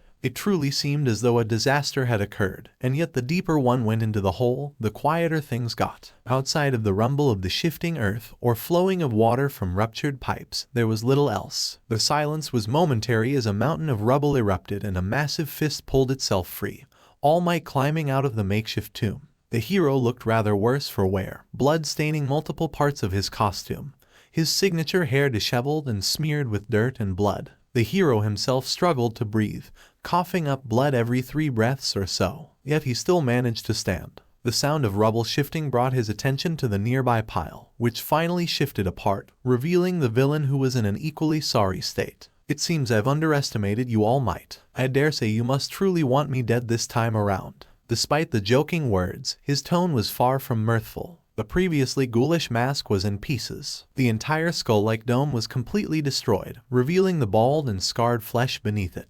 The front of the mask was shattered, with almost all the tubes either disconnected or outright broken. Face revealed the portion underneath connected to All for One's mouth. However, what All Might focused his attention on was the labored breathing coming from his nemesis. Even amidst all the noise around them, he could still hear it. The haggard tone and light cough made it clear that All for One's confident posture was little more than an act. I told you, I wasn't going to let you escape this time. All Might stood tall, a greater sense of confidence brewing at the sight of his weakened foe. This time, I'll make sure you'll never threaten another person on this earth. This is the end, All for One. Despite being on the back foot and his own weakened state, the symbol of fear still laughed despite his labored breath. How right you are, All Might. And a dark vortex swirled behind him, golden eyes above it as Toshinori snarled, fists raised. And it wasn't just one dark violet portal behind All for One. There were many, opening all at once beside him. All Might tensed as he heard moaning and gargling cries from the creatures exiting the portals made by Kurogiri, the same monsters responsible for the Hasu massacre. Green and dark-skinned humanoids, their arms gangly and reaching, eyes red and bloodshot, their brains exposed from what was left of their skulls, all of varying shape and size. One donned in a cloak, another shaped like a woman, another massive and lumbering, like a whale mixed with a man, along with dozens of gray-skinned beasts, groaning and chittering in a damned chorus. The Naomu, behold my Naomu, All Might, all for one declared as Toshinori saw figures stand beside the black-suited demon. The teal-haired youth covered in detached hands, a hulking cloaked masked man, a leather straitjacket-bound skinny man with exposed teeth, a flamboyant brown-haired man with a black feather boa, a short man with an antique army gas mask, and a wide-eyed girl with blue hair and a pink jumpsuit. And of course, my league of villains. The roaring Naomu charged with a snap of his fingers, all racing towards All Might's direction. I won't let you, Toshinori yelled before more red and black tendrils embedded themselves in All Might's shoulder, sending the wounded hero flying out of the massive crater before slamming him back down onto the undamaged road, the symbol of peace rebounding painfully off what remained of the asphalt. As All Might groaned at the new pain, he could only watch as All for One casually flew out of the hole with his horde following after him, crawling out like an army of ants with seemingly no end in sight. Now you finally see All Might. This time I don't just plan to crush your body. It's only after I've reduced you to the withered husk you truly are that I will finally allow you to taste the death I gave to all of your predecessors. Letting the tendrils retract, All for One gestured towards the downed hero, and like moths to a flame, the horde charged forward. The symbol of peace struggled to get to his feet, barely able to assume a fighting stance before several of the Grey Nomas tackled him, his legs straining to hold back the increasing weight of the mindless beasts. Yet, they didn't attack. The ones who ran past, the female, the whale, and the cloaked flying one. Why were they not attacking high? You wouldn't, Toshinori yelled. They have nothing to do with this. He roared. You defeated me last because it was a singular affair, All Might. All for One shrugged. My mistake was that I attacked your body when my true target. He snapped his fingers. Several of the Namu immediately began charging in every direction, seeking to breach the evacuation zone. I won't let you. With renewed strength, All Might slowly started to rise, pushing back against the writhing mass of beasts holding him down, defiant to the end. All for One glanced down, amusement dripping off every syllable. That was always one of your most disgustingly noble qualities. The Namu holding All Might leapt away before a previously docile violet Namu standing beside them erupted, tar bursting out and entrapping him. Yagi felt his body be consumed by the substance as he continued to push back against his captors. Shit. The black goo covered all of him save his head as he struggled, the sounds of destruction erupting across the city as the still remaining heroes joined in on the fight. You really should have retired, All Might. After all you do is run the risk of losing your strength when the people need you most. The symbol of fear's voice took on a sinister edge. Although, I wonder how much damage is needed to finally put you down. What do you think? Tamura, the shadow of the hand-covered villain, glared down at the pinned hero, his red eyes curved in sadistic glee behind his hand mask. Finally, I get to kill the symbol of peace. Not yet, Tamura. All for One's voice echoed. A true villain must savor their victory before crushing their foe. After all, it is a special occasion, so why not enjoy it? All Might felt a pit form in his stomach, having an idea of what was planned. Use your quirk to destroy his arms and legs, yet leave the rest of him intact. That way he can sit and watch as everything he has ever strived to protect, everything his dear master fought for, is destroyed all around him. All for One's hidden face grinned wickedly as he continued to stare down as his foe, and all the while he is powerless to do a thing to stop it. A truly perfect way to defeat the symbol of peace. Don't you agree? From beneath his hand-covered face, Tamura's smile grew, laughing dementedly as he reached out with his hand. Yeah, enough to finally wipe that irritating grin off your face. The hand grew closer, and All Might heard the click of a pin being pulled. Fire and fury erupted, Shigaraki howling in pain as he was blasted away. Yagi felt the heat of the fire blast several meters in front of him. The heat washing over him, the tar growing hot but softened, allowing him to twist around and shake free of the substance. Oh, All for One mused with the tilt of his head as Yagi's eyes turned. Seems that quirk I took had a weakness to heat. Pity. All Might. A very loud and very familiar voice echoed through the area. Young Bakugou, get out of here. This is beyond you. He bellowed. Like hell I am. Bakugou barked back, turning back and glaring at the suited demon. "You rash brat, leave. Those monsters are entering the city," came the bark of endeavor as Yagi glanced at him. "I made my call. I'll live with it," Bakugou retorted, his eyes on Shigaraki as he rose up, his opponent glaring back. "You cheating little camper, I'll kill you," Shigaraki barked, red eyes wide with rage. "I'll finish what I should have done back at the USJ." Bakugou snarled back, a cocky grin on his face. "Good luck not having a human shield anymore, handjob. Were you too much of a pussy to fight me man to man?" Shigaraki snarled loudly, body coiled like a viper ready to strike. "Bakugou, you need to leave now," All Might yelled, glaring at his pupil. "Not happening," Bakugou shouted back. My, such a brave little dog, All Might." All for One mused. How will he handle going up against one with a much stronger bite, I wonder? "Tenura, do not cow to his taunts." The boy looked back. "You're a leader. Lead." The youth paused before straightening up and scoffing. "Muscular," Tenura barked. "What up?" yelled the cloaked one. "Kill the dumb blonde." Shigaraki pointed at Bakugou. Finally, the large cloaked man approached, his arms reaching out from beneath his cloak. All Might clenched his fists, rearing back. "I don't think so," All for One called. He was promptly caught by a massive air blast, sending him into the heavens. All Might tumbled and spun about, and he caught a storm of red-black tendrils heading his way. His fists scattered the tendrils with an air blast, the Titanic man landing on a building as All for One loomed over him, debris circling around him and becoming superheated slag. "I will be the one your opponent today, All Might." All for One leered, his eyeless gaze glaring into him. "And I will be the one to end your era." "Funny you should say that, those are my words." All Might barked and charged, fist reared back as All for One readied his molten rings and slag and fired en masse. Katsuki felt the winds part and the sky tremble from the force of those two, but his awe was short-lived. A shadow loomed and he blasted off, avoiding the downward of the corner of Katsuki's eye.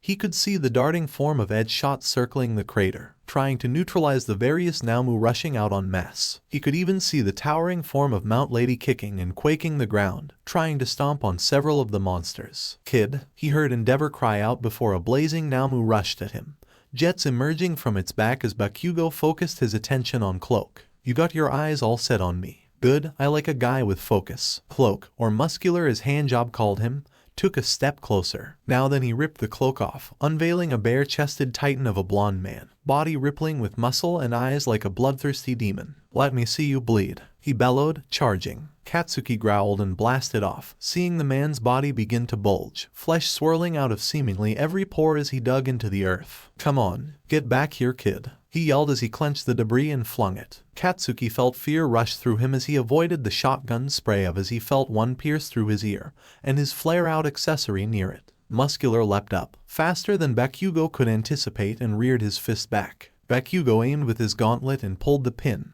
the other sweat blast roaring out as he caught the fleshman directly. Yet pain filled his body as the punch caught him, and Bakugou was sent flying through the air. He crested and hit the ground, skidding like a stone until he rolled to a stop. Bakugou gasped, coughing as he felt the air leave his body, and he rose up and yelped in pain, hand going to his side. His ribs broken again. He looked down, checking his gauntlets for damage before he heard a loud crash. Down the street, Muscular had formed a crater upon landing. He looked up, leering ear to ear as he charged. "Come on, let me see it," he roared, charging as Katsuki's eyes widened. He saw him reach for a lamppost, tearing it out of the earth as he blasted forward. How was he unhurt and still moving? "Bleed." The mad villain swung the lamppost. Bakugou blasted away, avoiding the downward strike as Muscular used the lamppost like a club. Bakugou raised his hands together before he took a better look at the flesh villain, seeing how his muscle fibers were pulsating and shifting, and he could see blister and burn marks on him. Those had to have hurt. No way he was tough enough to not at least feel it. He cupped his hands and aimed. AP machine gun. Using focus blasts, Bakugou released rapid fire bolts that struck the villain like projectiles from a submachine gun. Smoke and grunts of pain ensued, but also laughter. "Oh yes, that's it," Muscular charged, plowing through the miniature explosions like a raging bull as he swung the lamppost overhead. "Show me what you got. Show me that rage, that fire." Bakugou roared, and blasted with his palms towards him, avoiding the giant club and getting right up to the leering villain's face. He aimed with his palms and fired. Hard, windows shattered. The street burned and cracked. Cars were immolated and exploding.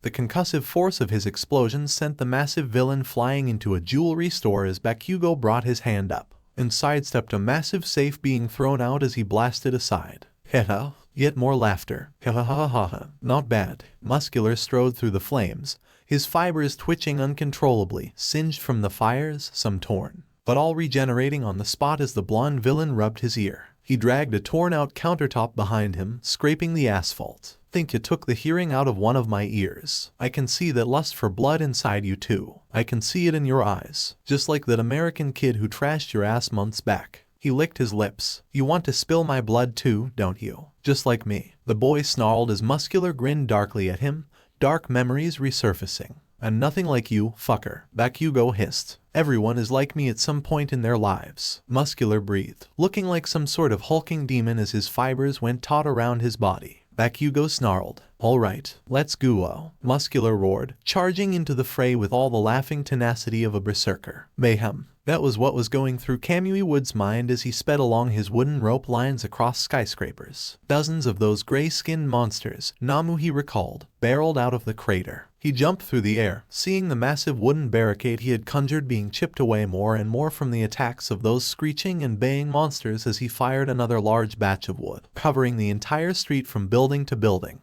He was targeted those trapped in his wooden bindings, keeping to the side of buildings to avoid their rampage as they barreled into the streets, practically overrunning any local law enforcement. From his position, Kamui could see the nimble form of the fast-acting Lemillion striking down each monster and in turn avoiding their direct hits. But there were too many, and the Namu themselves seemed impervious to pain as the young blonde man did his best to defeat them as non-lethally as possible. Their heads. Burn their heads off. He heard Burnin, a sidekick from the Endeavor Agency, call out as more men fired their weapons en masse. She was flying around, raining gouts of flame down. She dodged a strike from a dark-skinned feminine Namu, whose muscles bulged as she cratered the ground with her strikes. Come on, people. Kamui turned his head, seeing Mount Lady move closer to some buildings to the side. People were already jumping onto outstretched palms from broken windows. I'll get these people out of here. Kamui nodded. We'll leave it to you, Mount Lady. He saw a high-rise being blasted open with Endeavor firing gouts of flame at some hooded Namu.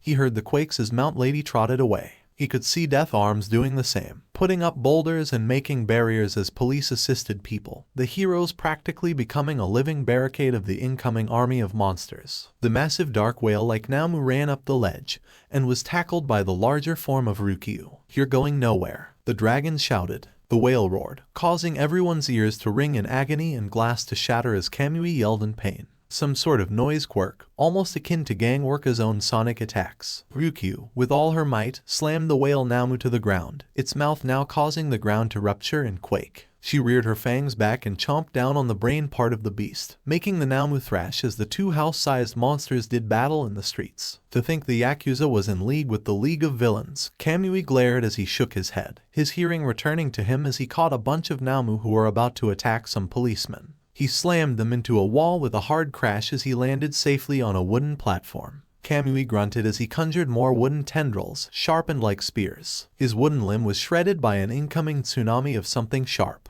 Kamui jumped, backing off as the storm of blades cut through buildings and even the Namu. Kamui felt his heart lurch when he heard screaming from below as he turned. More policemen, sliced and cut up, some even bisected as a forest of something not akin to his own wooden mass barricade. A man in a black straitjacket, and the source of this sharp forest coming from his teeth. That's Moonfish. Vernon yelled as Kamui saw the man being lifted up by his teeth, the black-jacketed serial killer's gums visible as the blade teeth twitched. Kamui roared as he charged in, a mass array of tendrils and wood spearing out to bust through the blade teeth, only for Moonfish to deftly avoid his chain prison. Flesh must work hard, the deranged villain uttered. For flesh, he bellowed, and more blade teeth shot out as Kamui cut off the mass and dodged, avoiding the storm of teeth in his direction. Kamui snarled as he kicked with his leg, lacquered chain prison. Streams and rows of wood burst out towards his opponent. Moonfish's teeth took him into the air, avoiding the strike. Flesh, give me, Moonfish yelled, arching his back. He leaned forward, an eruption of blades blasting forth from the ash-covered sky. Flesh, Kamui conjured more wood to act as a shield with both arms. He felt pain as the onslaught burst through his wooden vanguard, plunging into his arms and legs, and sawing the wooden limbs off before he fell from the heavens. Kamui, he heard a voice cry out as he tumbled to the ground, but a moment later he was in strong and capable hands. Lemillion looked down with pale concern as he landed in an alleyway. You're hurt. I'm fine. Kamui looked at his arms and legs, seeing sap leak out from them. It was an annoyance. Something he had always dealt with as a child growing up was how his limbs were always so easy to remove and cut off. He took a deep breath and grunted, his arms beginning to grow back much to Lemillion's astonishment. "Whoa, you can regenerate. That's awesome." The boy had relief all over his face, blue eyes sparkling like stars. "Yes, and extremely painful too." Kamui half joked as one of his hands started to resprout. "I need a minute. Can you go and try to fight that guy?" he asked. Lemillion nodded as he looked around.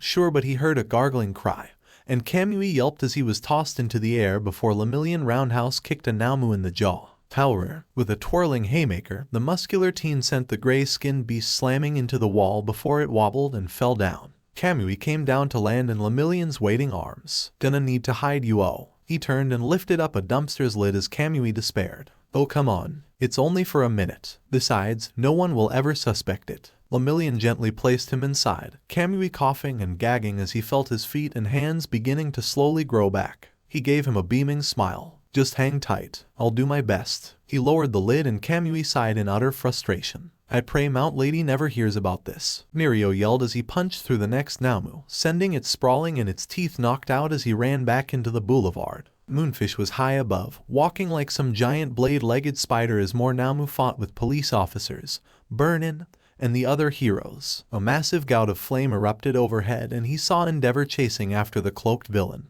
who launched huge chunks of debris at him. Burnin was baiting a female Naomu around, and the towering black-skinned demon came down with a punch. "I gotcha." And Fatgum, his yellow jacket in tatters, leapt into the fray, taking the blow for her as he was slammed to the ground. Mirio turned, focusing his attention on Moonfish. He began to rush towards the villain. One powerful blow would be enough to bring him down. He just needed to get close. Alert to everyone in the south section. An ambulance just radioed in. "We must have missed some cause they were derailed." Ryukyu's voice roared as she dived, and the boy who was sinking below felt his heart stop. He sank several dozen meters, then shot back up and flew up, landing on a building as he saw Burnin's emerald flame sear against the blade onslaught. "Can confirm. Ambulance assaulted was carrying Suneater." Mirio's heart froze as he turned south. "GNNGH meat need more flesh." Moonfish roared, more and more teeth digging into the concrete and ravaging buildings, equaling the pace that Burnin could repel them with her flames. "I got this," Burnin yelled. He nodded, glancing around. He'd have to head to the ground without getting into the sewers, emerge close enough to the apartment complexes where was that smoke. Violet smoke. HNNNGH gas. Moonfish lifted himself higher, surrounding himself in an orb of sharp teeth as he began to move, more and more blade teeth tendrils lashing out at anything around him. Ryukyu's wings helped push the gas away from her battle, the number 10 heroine keeping an eye on her monstrous opponent,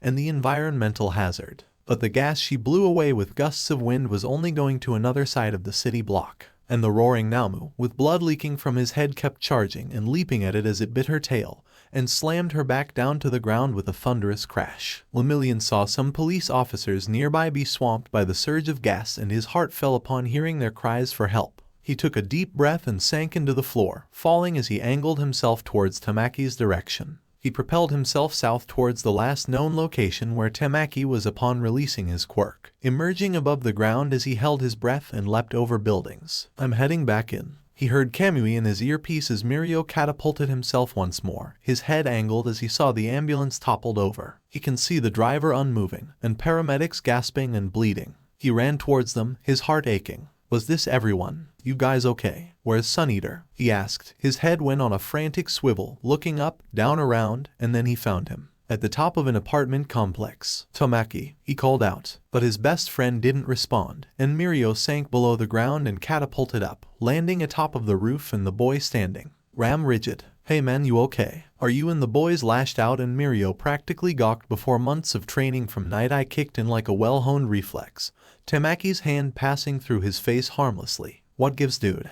His voice stopped. Amajiki Tamaki, mouth shut but eyes wide with fear as his arms went lashing at him again, flailing and trying to punch and slap at him. "Hey." He rushed through, phasing through the onslaught as he held him in a bear hug. "Dude, what's wrong? Talk to me." MMMNGH. TNNNMPPHHRRR. The pained and exhausted black-haired boy uttered through closed lips, unable to open them as Mirio's minds raced. The look in his eyes, "He's afraid." Mirio felt a shade pass over him. Instinct kicked in, and he went intangible, his leg kicking out. He heard a cry out, and turned with Amajiki still in his bear hug. TCH, you crafty, you tough rabbit to kill. It was a blue-haired girl in a pink jumpsuit, wielding a bloody knife. Who the hell are you? He asked, getting into a stance. Oh, no one important, that's how it's always been. His eyes narrowed. You're just a villain then, he growled, glaring at her. She blinked, and then grinned ear to ear. Yep, she oiled, her accent heavy, likely Chinese. Had a nice cut on those drivers, right to arteries. They be dead now. He dropped Amajiki as he charged her, and the girl just vanished. A speed quirk, or a teleporter, he didn't know. He'd just have to assume a combo of the three for now. Until then, he needed to. MRRRNGH. He turned, and his blood went cold, the girl kneeling by Tamaki with a knife in his side, avoiding the sprouted turtle shell as he just stood and took it, shaking as his mouth was closed, but his eyes were clenched in pain.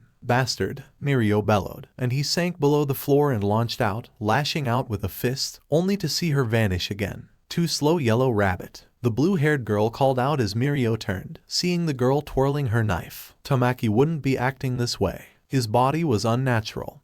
He was hurt bad being in the infiltration team. Yet he's standing, seemingly against his will. So, Yuan catch me. The girl popped away from his frontal view, to a water tower to the side, strolling along. Or save friend. But I go after other rabbits. She licked her blade, leering down at him. Me like killing little rabbits. MRRRR. Tamaki uttered as his eyes gestured away. Don't worry, we'll get out of this. Mirio roared. He'll save them both. He sank below the earth and rocketed at her. She vanished from the water tower as he phased through, landing on the side and sinking down as if it was nothing, then ricocheting up at the roof where she teleported to. What about friend then? She jeered loudly as Mirio phased through and saw her backing off. She blinked away, and Mirio skidded along the ground and turned. He saw Tamaki going to the ledge, foot over it. He was on him instantly, grabbing his cape and throwing Tamaki back to the ground as the boy landed with a thud. He was being moved and toyed around like a puppet. Oh, your eyes so wide and frightful. The girl jeered. So, what will be? Fight me, or save him? Mirio had an arm around Tamaki and glared at her. She has help. Somewhere close by as his eyes scanned the buildings nearby.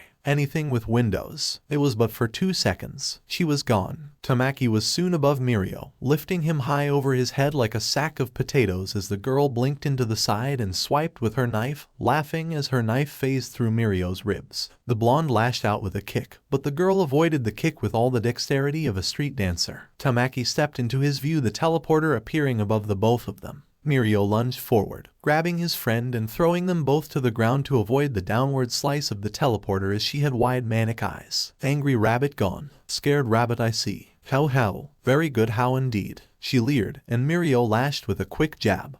But she was quick on her feet, teleporting away about 20 meters. She twirled her knife, prowling around him. Mirio, Tamaki uttered, and the blonde's eyes turned to his frightened friend. Get away. He spoke, strained with his teeth clenched. He's smart, you know. Listen to him. Their enemy uttered. Let Blink be one to make it easy for you though. She grinned as she shook off her hand. You mean nasty hero, so me and Pet Chanwen see how you handle your friend. Tamaki began to struggle and writhe in his grip, and Mirio squeezed tighter before he heard the boy scream in agony, and Mirio released his arm grip, for fear of aggravating further injury. And Mirio saw her beside him, and he felt his bicep get cut before he lashed out with a jab, catching the girl in the arm. Eck. She blinked away, and Mirio seethed as he turned, his costume sporting a nice cut and blood leaking from his arm. Blink landed on top of an AC vent, rubbing her arm. Gacy de Yingxing Li's, she hissed, shaking it off as Mirio looked back to her. There's a second villain, someone with a body control quirk close by that's focusing entirely on Tamaki. Leaving this villain, Blink, all to him. This was supposed be easy, picking off weak heroes and hero slaves. I make you into Nirupayan for that. She glowered.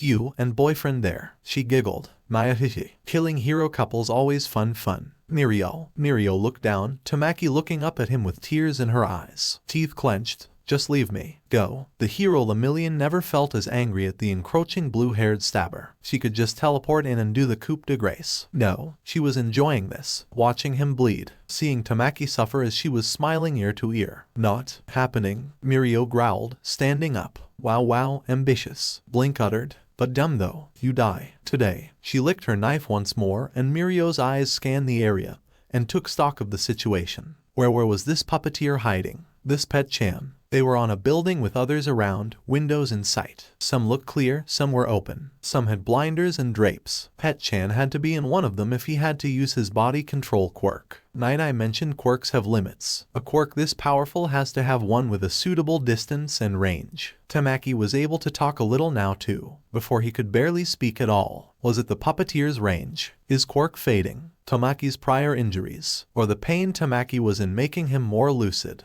Mirio didn't know. He needed to workshop, and fast. He could hear the roar of battle. In the heavens, All Might clashed against that monster. Endeavor was engaging the hooded man as they raged on the other side of the crater. Ryukyu biting and crashing the whale Namu into a nearby building, with Nejire assisting her mentor with yellow wave blasts. Fatcom, Burnin, and other heroes dealing with the muscular and nimble female Namu. Moonfish and Kamui Woods, trying to overpower the other with blade teeth and wood, all while the sleeping gas cloud was continuing to grow. Mirio took a deep breath and glared at the psychotic brunette. He had to save Tamaki, and also stop Blink and this Pet-chan. No matter what. Finally, at long last, Nei breathed as she dropped her tools, gazing down at the gadget before her. After who knows how many nights with scant amounts of sleep, she had finally broken through as she took in deep breaths to steady herself. She cradled the device in her hands like a baby bird, the bags under the pinkette's eyes prominent as she focused. After a long, arduous tool-making process, she had the right tools and equipment to make it, to fix it.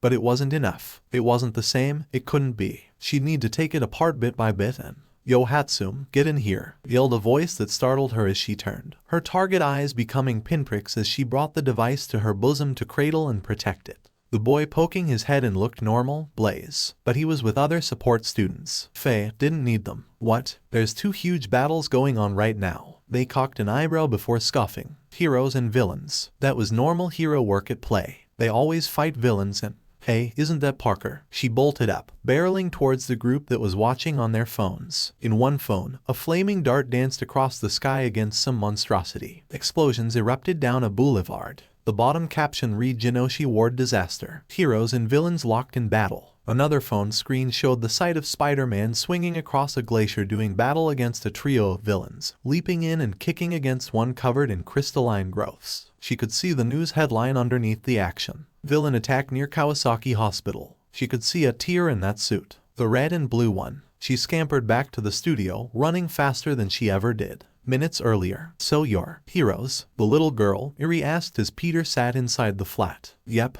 we were brought along to help protect you from the bad guys." Kirishima, sitting by his side, exclaimed. Shoto was sitting by the window, gazing out across the street at the hospital that was abuzz with activity. "Are they coming here?" Eri asked with a look of panic, and Kirishima could feel Mirko's light glare. "Don't you worry, kiddo, nothing's gonna happen," Mirko reassured, smiling lightly. "Hopefully," Eri muttered, Peter looking nervously at her and then to Mirko. She shook her head sadly as Peter looked at the little girl in overalls. Peter heard the bathroom door open and turned, seeing Midoriya walk out with his red-coated fist. "Works," Izuku muttered, smiling as Peter noticed it. "Oh yeah, this is a new item Melissa made for me." He even held it up, and a large circular shield sprouted around it. "Oh wow, that's sweet," Kirishima exclaimed, getting up and checking it out. Even Eri was transfixed. Shoto and Momo had their heads turned as Izuku walked over. "Where did they come from?" Eri asked curiously. "Is that your quirk?" "This? Oh no, a friend made this." Izuku smiled brightly as he knelt down, showing off the red shield as Peter couldn't contain his grin inside his mask. "I'd like to think Captain Rogers would like him." "You want to touch it?" Izuku asked as Eri did so, reaching out and touching the red metal. "It's made from micro machines, tiny little machines we can't see when they're by themselves." "So are they like air?" Eri asked, leaning close, face nearly pressed against the shield like she was trying to see the mini machines. Momo was holding back, trying not to comment on the adorable sight. "Oh, not exactly." Izuku looked momentarily confused on how to properly explain. Mirko snorted out a laugh, a smile blooming across her face as she stared at the girl. He'd never seen her smile like that before. "Not quite, kid," Mirko began to explain. "Even if air particles weren't small like the micro machines, we still couldn't see them." "Why, I didn't quite expect this," Momo whispered at Peter's side on the couch. "I'd heard Mirko-san was more rough around the edges," she whispered. He understood where she was coming from. "Oh, she is," Peter replied. "Just not all the edges, it seems." He nodded. Momo smiled slightly at the sight. He smiled to himself and shrugged. "But hey, kids can do that. Maybe she wants one. She's getting there." The sound Momo made was likely a startled laugh that she desperately tried to smother in its cradle, blushing in mortification as she clasped her hands over her mouth. "I can hear you both, by the way," Mirko said dryly while looking at them with a light glare before a predatory smirk bloomed across her face. "Way to go, Pete. You'll be paying for that comment for days," he thought to himself. Then the phone began to ring. Mirko perked up and set Eri down on the couch as she got up, going over to the phone on the counter and picking it up. "What's up?" she asked. "Peter, bad news," Karen said in his HUD as Peter sat up, the prior butterflies that were gathering in his stomach gone as Karen displayed a screen, news camera and smartphone footage of a giant debris cloud. "An ongoing huge battle. Jinoshi Ward." "Wait, you was in Jinoshi? How bad?" Mirko whispered, and everyone in the room sat up in anticipation. "Ooh, did something happen?" Kirishima asked as Shoto got up from the window to check with Mirko. Izuku positioned himself by Eri and Momo stood up as Peter saw more images. A mushroom cloud was forming from the massive explosion, windows being shattered and destroyed. Dust and debris blotted out the sun as city blocks were torn apart. "We've got hostiles," Shoto shouted, looking out the window. Mirko was at his side in an instant, eyes widening as she saw something. "Everyone gear up," she ordered. There wasn't any room for questions. The raw authority in her voice made everyone start acting immediately. Kirishima hardened his entire body where he stood while Momo summoned a bow staff from her arm, along with several flashbangs. Izuku's entire form was coated with that green lightning, and Peter felt a tingle right before Shoto gasped. The boy slammed a hand against the wall, ice forming over the surface as thick as tank armor. Peter could see the edge of it going down out of the window. "Get down," Mirko shouted. Her legs tensed, jumping like her namesake, bringing Shoto with her as she moved and tackled into Eri. The tingle exploded in Peter's head, the young hero leaping away from the window as he webbed up Momo, and Kirishima brought them in close to him as even Izuku shot away. A second later, that side of the flat was demolished by concrete spikes, making a shotgun of ice splatter against the wall around him. Concrete continued to surge, blasting out as Peter slammed against the wall. The sound was deafening, and screams came forth from it. Peter leapt up, helping his friends to their feet and scanning the cameras from Karen. "We got 5 out front," he called. "What the hell was that?" Kirishima exclaimed as Peter turned, seeing Mirko against the wall with Eri in her arms and Shoto by her legs. "Work," Mirko yelled out. "Keep sharp, some kind of manipulator." "Where are you, Eri?" roared a voice over a loudspeaker, and Peter saw the girl's face freeze, eyes wide with terror. Another explosion made the building quake around them, more screams emerging. "People keep suffering because of you, Eri. Come out and help them. He's here." She seemed to curl into a ball, shivering in terror as Izuku held onto her. Mirko's eyes hardened, the rabbit hero rising to her feet as Peter heard more explosions. "Listen up, the Hasekai are looking for Eri." She turned towards the green-haired boy. "You there, Deku, right?" The boy perked up, nodding. "You're fast, right, judging by your gear." He nodded. "Take her, you're playing keep away. No matter what, she stays out of their hands, got it?" "Yes, ma'am," Izuku said, his arms wrapping around the shivering girl who seemed to be staring in mute horror at some vivid memory in front of her, tiny fists clutching at her head. He's here, she uttered again and again. "We need eyes out there. See who exactly is attacking." Mirko growled as Izuku began moving the other way. "Deku, go and hide. If all else fails, just run the other direction as fast as you can," she called out, marching to the open gap as Peter followed along with her, Momo, Shoto, and Kirishima not far behind. The entire boulevard was ravaged, a forest of surged asphalt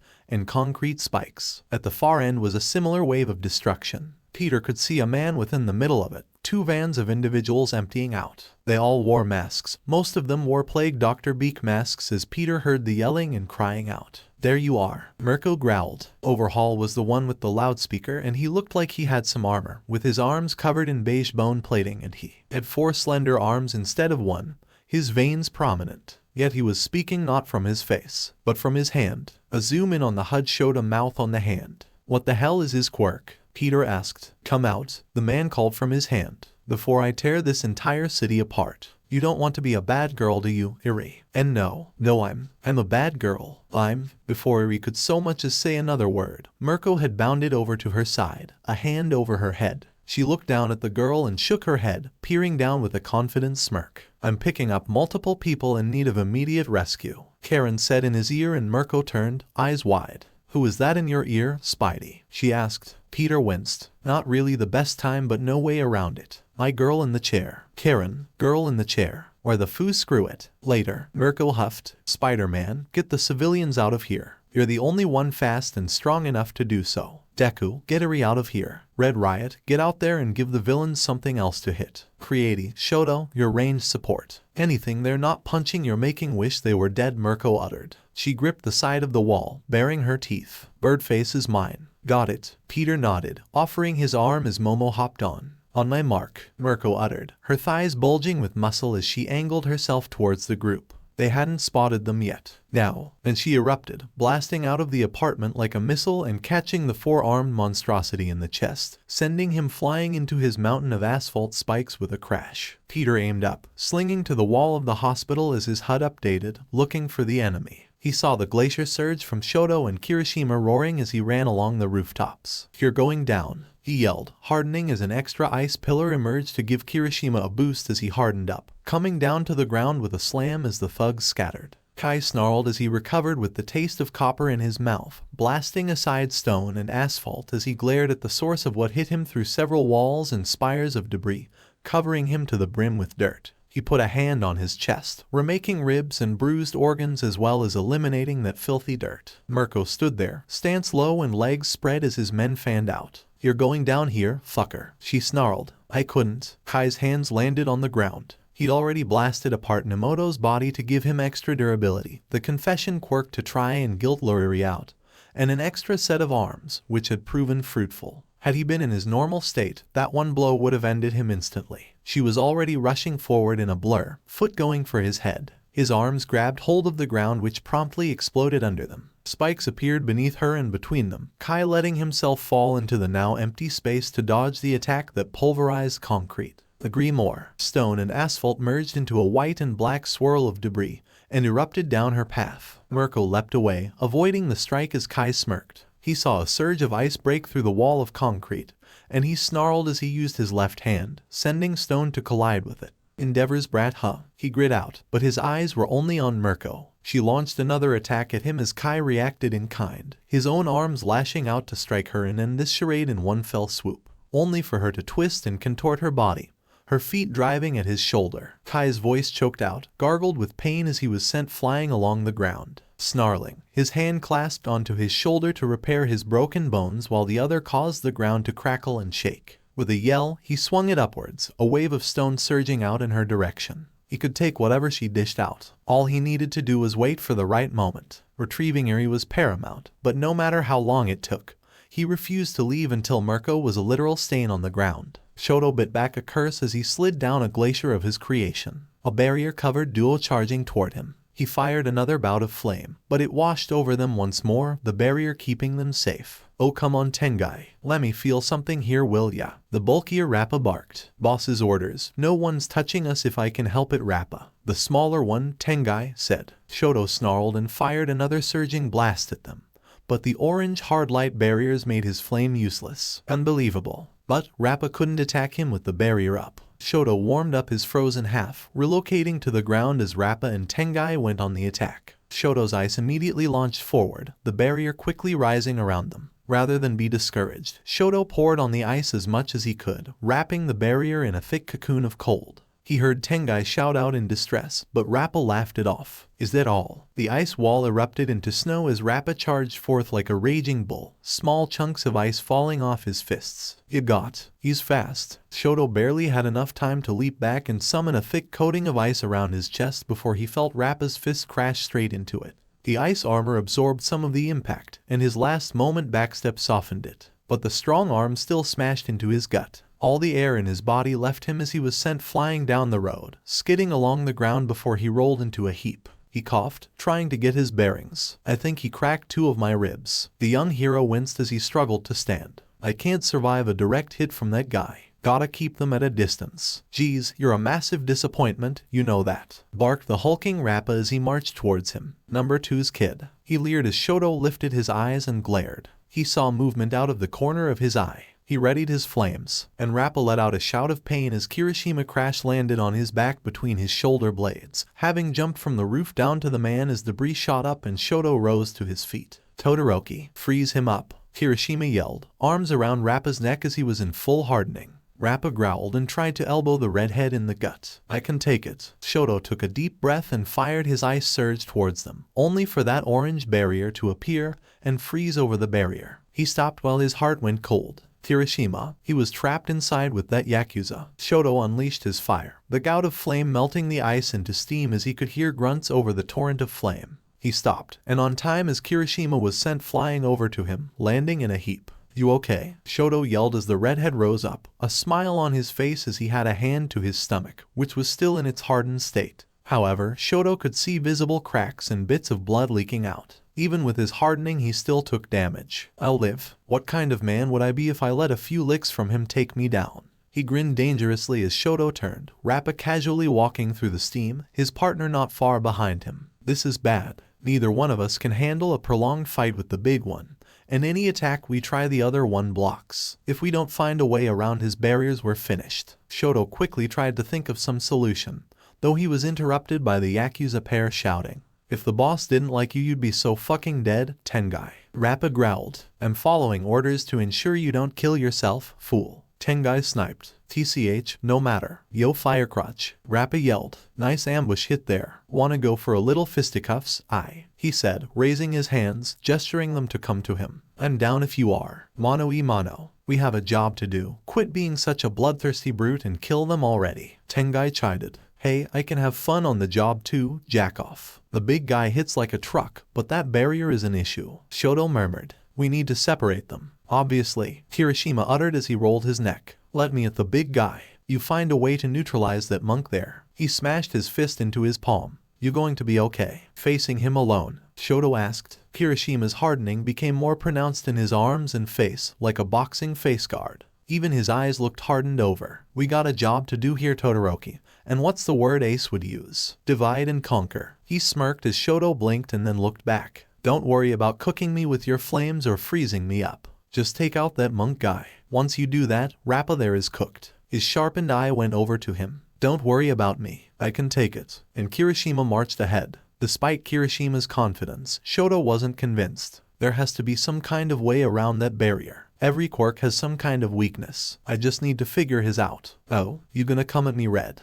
Awesome, what's your name? Rappa smirked, cracking his knuckles. My name is Red Riot. The hero that will be the better man today, and the one who will. His arms hardened more. Defeat you. Kirishima charged. That's the spirit. Like you, Rappa yelled, and threw his punch as Kirishima followed suit. Fist met glowing golden barrier before Shoto surged forward on his ice and fired his flame at Tengai. Sadly, Tengai simply summoned another barrier around himself while maintaining the one around Rappa. It's pointless to try, boy. Tengai spoke with pride. If you believed I was limited to a single barrier, then you gravely miscalculated. Shoto grit his teeth angrily at the sight of the shield. Damn it, he has to have a weakness. Something, anything. Shoto scanned his opponent's quirk over and over for some kind of hole in the barrier ... and finally an idea formed as he looked to the ground by Tengai's feet. Shoto smirked. Gotcha. He slammed his foot down, sending a wave of ice across the ground right towards Tengai. Again, how many times must you be reminded that it's pointless? Again, the ice was blocked, only covering the ground around the barrier as opposed to Tengai. However, Shoto's smirk grew as he then stomped with his other foot, unleashing a torrent of his flames in the same direction. Just like before, Tengai's barrier held. And again you proved the futility of. A loud cracking immediately caused his eyes to widen as they dropped to the ground below his feet, now cracking rapidly due to the sudden shift in temperature. Damn it. Tengai quickly released his barriers and he leapt back, just as the ground where he'd been standing finally gave way, revealing the sewers below, leaving Shoto smirking. Oh thank fuck. Appreciate it, number 2 kid. Finally, let's fucking rock and roll. Rappa yelled as his barrier dissipated. Show me the kind of man you wanna be. Bring it. Kirishima shouted, yelling as he tried to fight back. Shoto lashed out a wave of ice towards them, but Rappa saw it coming and turned, firing punches galore to stop the surge. Hey now. Don't interfere. Rappa yelled. This is Og. Shoto smirked as Rappa got a kidney shot to the gut from Kirishima's blow. The man grunted, Kirishima yelling as he began to strike at his head. But Rappa was quick and fast, launching a fast jab and then jumping after the stunned Kirishima before the ice surge could overtake his boots. Shoto growled before he heard the click of a gun. He fell to the ground behind some debris, and avoided a gunshot coming out of the flames. I may loathe firearms, but you're leaving me no choice, boy. Tengai growled as he walked through the flames,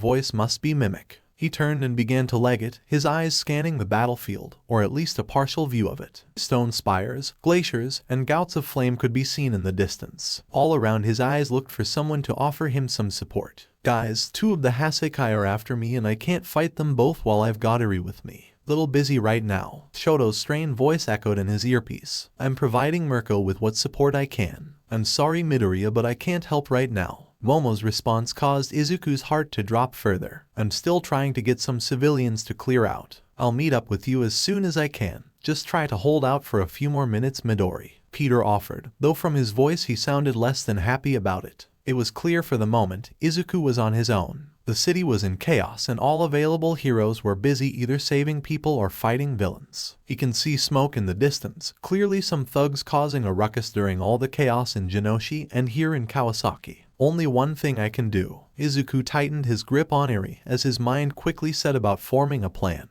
He had his job, and that was to get Eri as far away from here as possible. Immediately he zeroed in on a nearby building.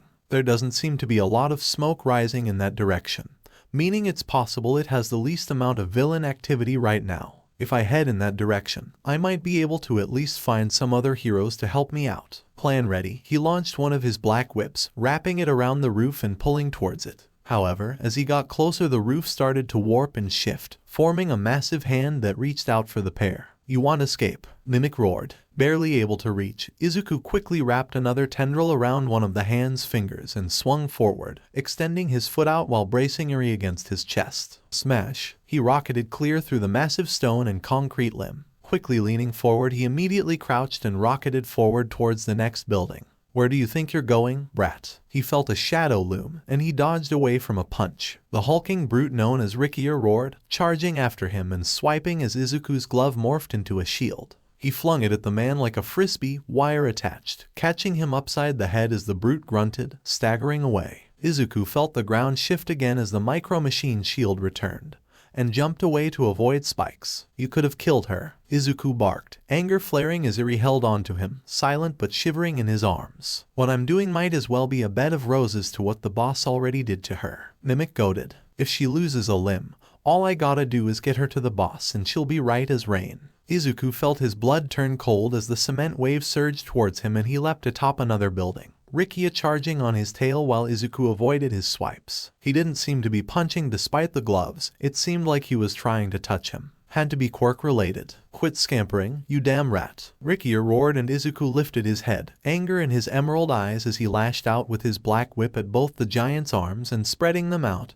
before immediately slingshots himself forward, plowing both of his feet square into his chest. Smash! VERYYYY looked up just in time to take Izuku's iron greaves to the chest as Izuku roared, sending him flying into another building, crashing through the wall and through the interior, finally flying out the other side and crashing into the ground below. The roof surged again in another attempt to entrap him as Izuku bolted away. The roof and the entire apartment began to change, forming into a monstrous-looking face and mouth. Give her back, Mimic bellowed as Izuku glared down at the encroaching mass of concrete and steel before bolting away. Get her out of there, no matter what. Midoriya, said a voice coming from his phone, and Izuku did a double take. He'd never turned it on. Karen-san. Karen, Eri asked. Listen to me, I'm trying to coordinate with you all here. I have a database on these Yakuza, this shy Hasekai. The one you are battling now is Mimic. His quirk allows him to affect any inorganic object and control it at will, but usually only enough mass equal to the size of a refrigerator. If he's doing that sort of thing with apartment buildings, then his quirk has to be boosted.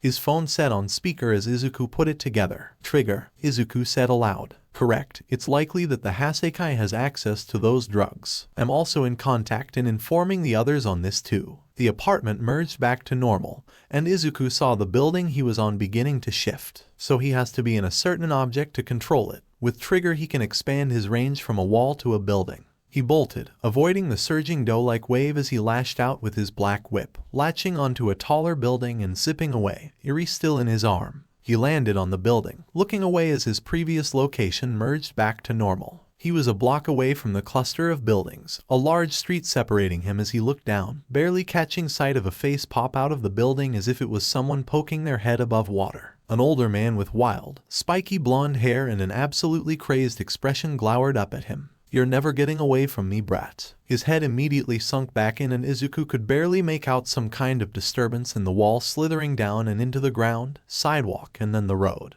He can affect streets too. The black asphalt rippled before hundreds of meters of road began to rise up, morphing into countless rods to trap him. Izuku leapt away and lashed out with black whip to ensnare a lamppost, reeling in the line before he landed on the sidewalk. The asphalt continued to merge and morph, yet the concrete sidewalk remained the same. It seemed like he couldn't control a sidewalk as well as a street. Had to be one at a time. Immediately a familiar voice echoed in his ear. Midoriya, I have an idea. Karen, there's a police force gathering on the other side of the hospital where they are doing evacuations. If there's a place to drop off Eri, it's there. They have a route planned for evacuation to nearby hospitals and is guarded by heroes too. Karen elaborated. Izuku considered the plan in his head. He stood near a business center, having got away from a cluster of buildings with an apartment complex. Then the street that was the site of Overhaul and Mirko's battle. The hospital, and behind that was the police encampment helping evacuate the medical staff. The best and fastest way to help his friends was to go in a straight line, circle the battlefield, pass over the hospital, and then rendezvous with the police, or he would be safe there. Sucks he had to double back where he came from, but there was more smoke and chaos in his part of town, and he could get back up from Yaoyorozu and Parker. Got it. I know where to go. Perfect, I'll guide you, Karen said as Izuku saw the rushing form of VERYYYY which was charging forth like a raging bull on the roof. Hey kid, a hero on a hover skateboard with some kind of techno backpack with a corded hose yelled from nearby. We got your back. Yeah, leave it to us, the towering long-necked giraffe hero stated as he was decked out in a karate gi. Protoboard. Giga Ref, Izuku exclaimed, recognizing the heroes from his research. Izuku nodded. He began to run, but Rikia was on his tail. The concrete morphed, and Protoboard fired his electro beams from his hose at it, but the enemy swerved out of the way. Giga Raph charged at Rikia, but the brute avoided his horned headbutt and grabbed him. Midoriya, don't let him touch him. Karen almost screamed. What, why? His name is Katsuke Rikia.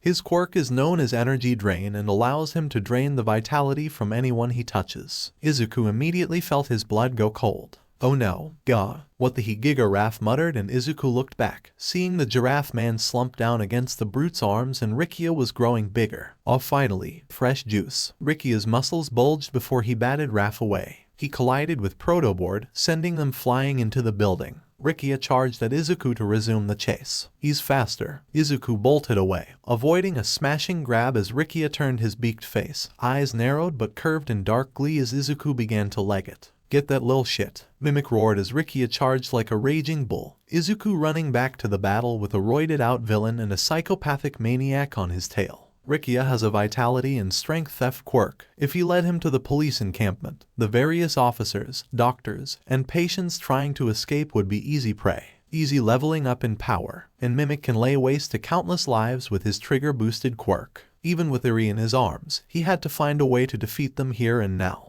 Momo loaded more web balls into the baseball launcher, turned the device around and aimed as she looked out of the window into the street below. This side of Kawasaki was becoming close to a war zone now. One composed of stone spires, glaciers, buildings being bunched up, and exploding cars. She could hear the bedlam of the hospital going on behind her, many of the nurses and doctors evacuating patients on the other side. All she could do now was provide ranged support for Mirko, who was locked in battle against the leader of the Shai Hasekai, Overhaul. She had sent several of his other goons flying out of the battleground and into buildings with well-placed kicks that could have made All Might flinch if she had bet money. But whatever blow she would land on Overhaul, the masked man always seemed intent on getting back up, using his quirk to quickly repair any damage done. However, after the initial salvo of blows, he was more keen on keeping his distance, likely only being able to use his quirk so many times before he overtaxed himself. Hence her dropping the paintball sniper rifle with web fluid for a baseball launcher. Mirko's ears would allow her to hear them coming,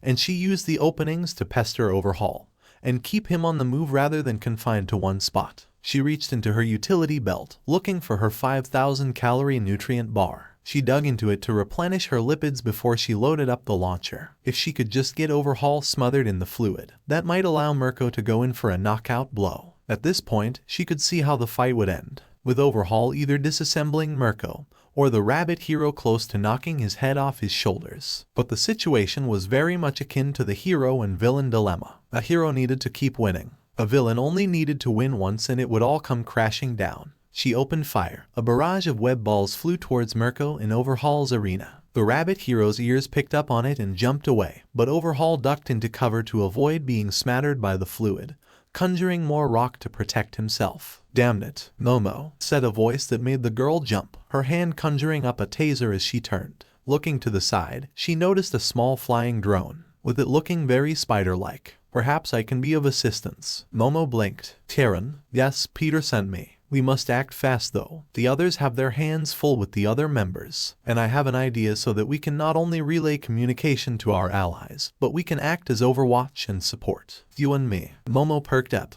But how? Check your phone. Disregard the multiple calls I've made. Karen replied, and Momo reached into her utility belt to pull it out. She saw an email notification and went to it. There was an email there, and inside a PDF that displayed a blueprint and components. She saw the name and the make. Spider Drone Mk2. Stark Industries. Avengers Grade. Stark Industries. Momo muttered. An explosion of stone which made the hospital shake caused the girl to shut up. Okay, I have a vague idea how to make these, but I'm going to need to store up on lipids. The girl rose to her feet, her stomach glowing as she looked at her phone, memorizing the components, parts, and materials needed to replicate such a device. The wiring, the exoskeleton, the power system, all the intricate ingredients needed to create a working drone. There's a vending machine down the hall. I suggest making a baseball bat, destroying it and tearing into each and every snack inside. Momo got up and began trotting. It's better than firing blindly with an artillery launcher with Peter's web fluid.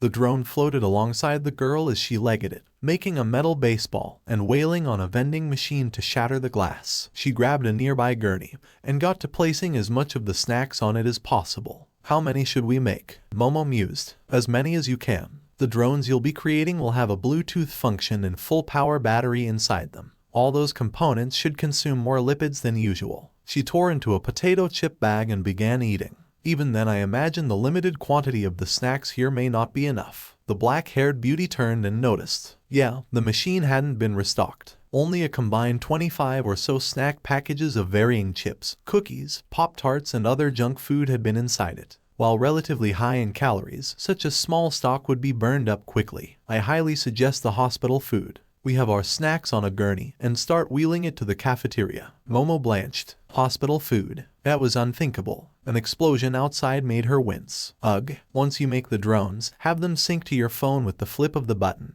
That way, I will be able to commandeer them. Karen's tone indicated a smirk. In a way, I'm fulfilling what my sister would have done. Your sister. Long story. Let's get moving. Momo got all the snacks onto a nearby gurney and began wheeling it down the hall, cookie in her mouth. May as well enjoy the sweets before she would have to gorge on whatever the hospital had. From her bosom, the first drone she created using the blueprint as a basis was created and Momo could feel it. It took far more lipids to make that than a web fluid ball salvo. The drone plopped onto a gurney pillow, and she flipped the switch as it turned on, lights flickering. Sinking now, Karen declared. The drone came to life, legs parting and propellers moving as it took to the hallway, angling towards a cracked open window. Okay, last ones, Peter said as he deposited the last two civilians on the street, the medical personnel 20 meters away gesturing to the old couple. Two nurses with a policeman ran up to escort them. Thank you, hero, so much, the old man said as he was guided away by them. The policeman looked to Peter, his skin a soft bronze with his hair blue. We're grateful. We're getting the patients and anyone hurt in that battle to nearby clinics or the next hospital, he said as Peter perked up. Awesome. Keep up the good work, officer. Peter waved as he turned, his HUD showing a side screen of Momo. I'm collaborating with Momo now on creating more drones, Karen replied. She's going through the vending machine food as we speak. After which, she will go to the hospital cafeteria and go through the food options there in the kitchen. Sounds good. He leapt up along the wall with a web sling, running along it and curving around the corner as he could see the battleground before him. A mass of contorted buildings, stone spires and glaciers formed what was once a busy boulevard. He had been running rampant to get the civilians out into the medical camp on the other side of the hospital, away from the fighting. Right now I'm playing coordinator with other police forces to form a barrier around these few blocks. A map of Kawasaki appeared, with red glowing lines coming together to form a barricade down each street and far away from the battleground. The villains won't escape without a fight. Any heroes? Peter asked as his eyes scanned the battlefield from his perch atop a light post. Nearby heroes en route. Some are coordinating with police, but they have ways to get here. The mass panic and uprising set off by the Hasekai is causing major traffic jams. I had to backdoor my way through the public channels from the traffic cameras to manipulate the stoplights. They're completely ill-prepared to handle a villain attack of this magnitude. Won't they notice you? Peter asked. We'll cross that bridge if we get there. Okay, time to give back up to Mir. Peter felt his spider sense flare before he leapt off. He caught the sight of someone leaping up and chomping at the top of his lamppost as he landed, and stumbled a bit. What's this feeling? Why did he feel a little woozy? And the top of the lamppost was eaten, the man landing on all fours and chomping through metal as it melted in his mouth. His head was covered by a ratty-looking bag save for two bloodshot eyes as he looked like a homeless addict. Those are some chompers on ya, Peter exclaimed as his spider sense flared again, and he dodged an airborne car as it crashed into the hospital wall. The masked man raved, down on all fours as he charged. You won't escape so easily, hero, shouted a new voice as Peter avoided a dumpster being thrown at him next, and jumped over Baghead and kicked him in the back of the skull to propel himself towards the brute who was chucking things his way. It was a muscular-looking baldy, with crystal-like protrusions coming out of his arms, chest, and neck, eyes hidden in shadow as he glared at him. Peter lashed out with his web, catching him in the leg and pulling him to the ground with a thud. He felt Baghead charge from behind as he avoided the blow, seeing how wild and crazed his opponent was as Peter bent backwards like a limbo dancer. He grabbed Baghead by his leg and chucked him into the stone spire. Baghead yelped before collapsing with a snarl. Okay, time to tie you up. Peter lashed out with his web, binding the Baghead to the ground as he acted more like a ravenous animal. Peter making sure to fire one last burst to clamp his mouth shut while making sure to avoid his nose so he could breathe. He heard footsteps and turned, dodging and swerving against every punch from Crystal Dude. His opponent pulled out a pencil. Seriously? Peter asked, before it glowed. The pencil was quickly replaced with an oily-looking knife as he dodged and avoided the jabs from Crystal Dude. And Peter responded with a quick punch to the chest, sending the man flying with a cry. Okay, that's new. His HUD came alive, tracking any heat signatures around the teenager. One heat signature showing someone in the dumpster, civilian or someone else. Peter couldn't tell. Well, better be safe. If you're a villain in that dumpster, can you let me know? Consider it your good deed for the day. Peter webbed a trash can and felt everything go woozy again as his projectile hit nothing.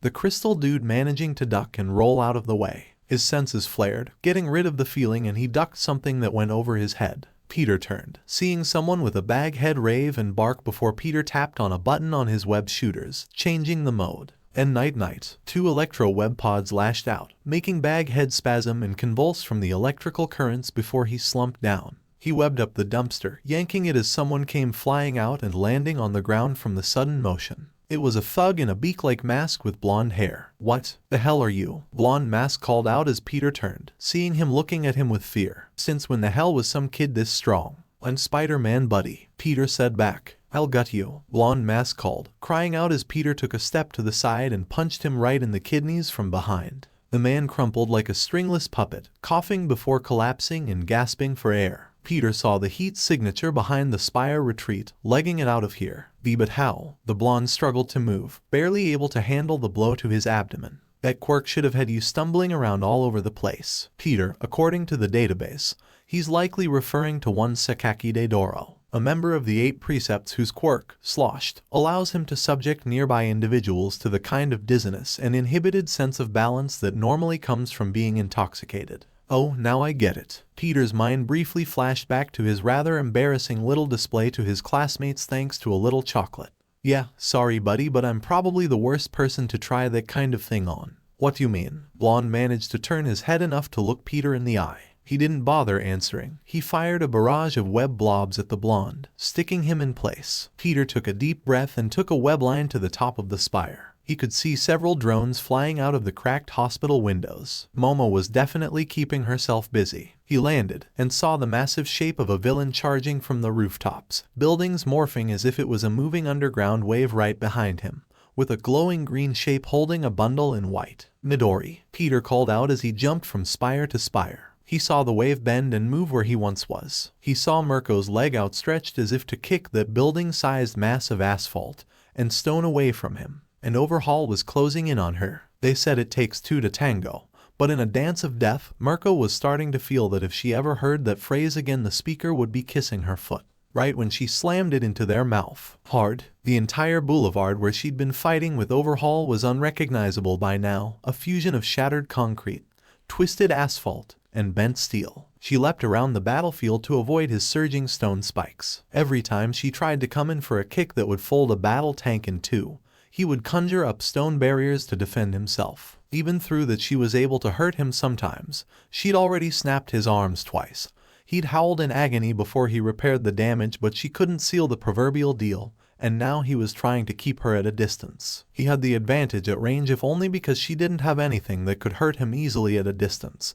But she was just faster than his reactions. Now they were at an impasse. Another mass of stone shot towards her and Mirko leapt up, avoiding the instantaneous shift of flat surface into spikes. She could feel the abrasions, lesions, and contusions continue to build up on her legs and her arms. 1,000 little scratches that piled up enough to be considered real damage. Adrenaline was masking it, probably more than she realized, but it ran the risk of slowing her down. They'd both been trying to win the battle fast. Him because he knew backup was on the way, and she because she knew the longer it went on the more people would get hurt.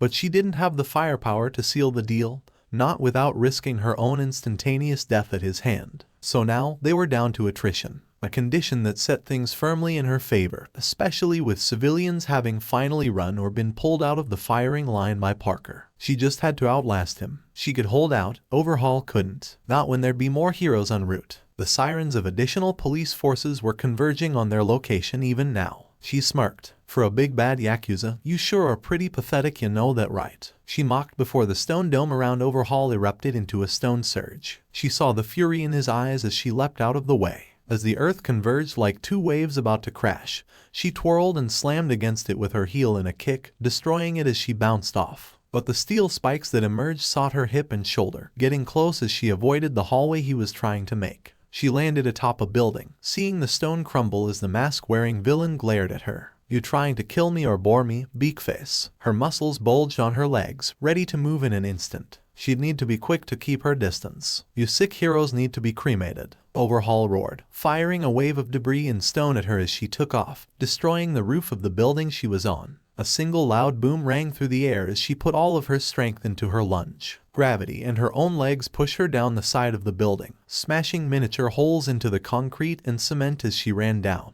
The wave of material followed her, tons of solid brick and steel coming down around her. The world blurred, and right before the ground came up, she kicked again, launching off the wall towards the monster. His reactions were practiced, experienced, but he was too slow even with his hands. Mirko hit the man's arm with a flying knee as fast as a jet fighter, skidding along the ground as Overhaul was slammed against a bus. She heard him gargle and cry out in agony. Given the sensation she'd felt on contact, she was pretty confident she'd shattered most of his ribs with that hit. She considered for the briefest of moments rushing forward to try and seal the deal when she noted him listening to his side, one hand clearly touching the ground where she couldn't see. Pain or a trap? Ultimately, she didn't dare risk it. He only needed to catch her once. She huffed out a breath, feeling her muscles ache in her thighs. That was a big explosive burst. Rabbits could move, but unlike natural humans, the built-in limiters that kept their muscles from tearing themselves apart with their strength weren't quite as strong, and that last burst of movement was gonna start hurting soon. Suddenly, she heard screaming, her ears twitching as she turned. Whirling towards the sound, a building was contorting in on itself as she saw Deku trying to avoid the big hulking beak villain's grasp,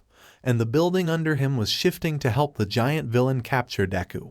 An eerie shit. Then, the giant lunging for Deku got a face full of web, skull and mask getting yanked by Parker as he swooped in with a powerful kick, sending the brute sailing straight down into the undulating building with a howl of pain and anger. Her ears twitched again, movement behind her, Overhaul. She lunged to the side, avoiding a pillar of twisted steel and coiled debris. She rolled to a stop on mutated earth, but as she turned her eyes towards where she last heard the villain, he was gone. Vanished. Her every hair stood on end, ears standing high atop her head. Where? Her head moved on a swivel and she heard again the commotion going on with Eri, Deku's body slamming into concrete. Twisting, Eri in his arms, Peter now dodging and weaving in the melee with the villains right next to him. Suddenly it hit her. Eri was the priority. She could hear the fight, but from where he'd been sitting, Overhaul saw her. She was already turning, already running, nearly 3 city blocks away. How much distance could Overhaul cover with his quirk if he used it for transport? She didn't know she had to be faster. Her muscles bulged and moved. A single leap nearly carried her to the roof of a building, a second halfway across the road and towards the next. Her arms latched onto a fire escape, swinging across the rails before her feet slammed hard onto metal. A leap off the bars, 2 more off the encroaching walls of the alley, and she was over the edge of the rooftops again. Behind Deku, the walls of the building began to bulge. "Get clear," Mirko screamed as loud as she could, her ears ringing, muscles burning, praying that the boy would hear her. Whether he did, or he had good instincts, or Parker's spider sense warned him, whatever the reason, he did move, leaping forward and away, clutching Eri to his chest, shielding her with his own body as the entire building exploded outwards. A surge of brick, furniture, water, wood, pipes, concrete, glass, metal, and everything else fell like rain across the whole boulevard. Chunks of literal building-sized boulders and debris falling over them. Mirko jumped, her kick smashing away one chunk of building to smash it into another like billiard balls, sending the crushing hunk of stone off course and away from Izuku and Eri, catching Peter swinging and twisting between falling masonry on his own. Everything blurred around her, the noise was deafening, but she could still see a hand reaching out of the ground for Deku, looking to grab him as he landed. With a crackling surge of black energy, the boy reeled himself away as the villain swiped at him, his body overextending out of the ground. Mirko leapt off a piece of debris, its mass enough to give her a platform as she lunged straight down. The bastard didn't have time to react. It was like a bomb went off. The offending villain's arm was shattered, shards of bone and pulped meat making the limb look inhuman as it flopped like a dead fish held in a skin sack. The thug screamed, his whole body twisting and contorting out of the ground, raw agony making him seemingly lose control of his whole being as he convulsed in pain. Mirko pirouetted on one foot, her other cocking back and delivering a straight kick to the man's face that silenced him permanently. Then the ground vanished. She had no time to react, no time to leap.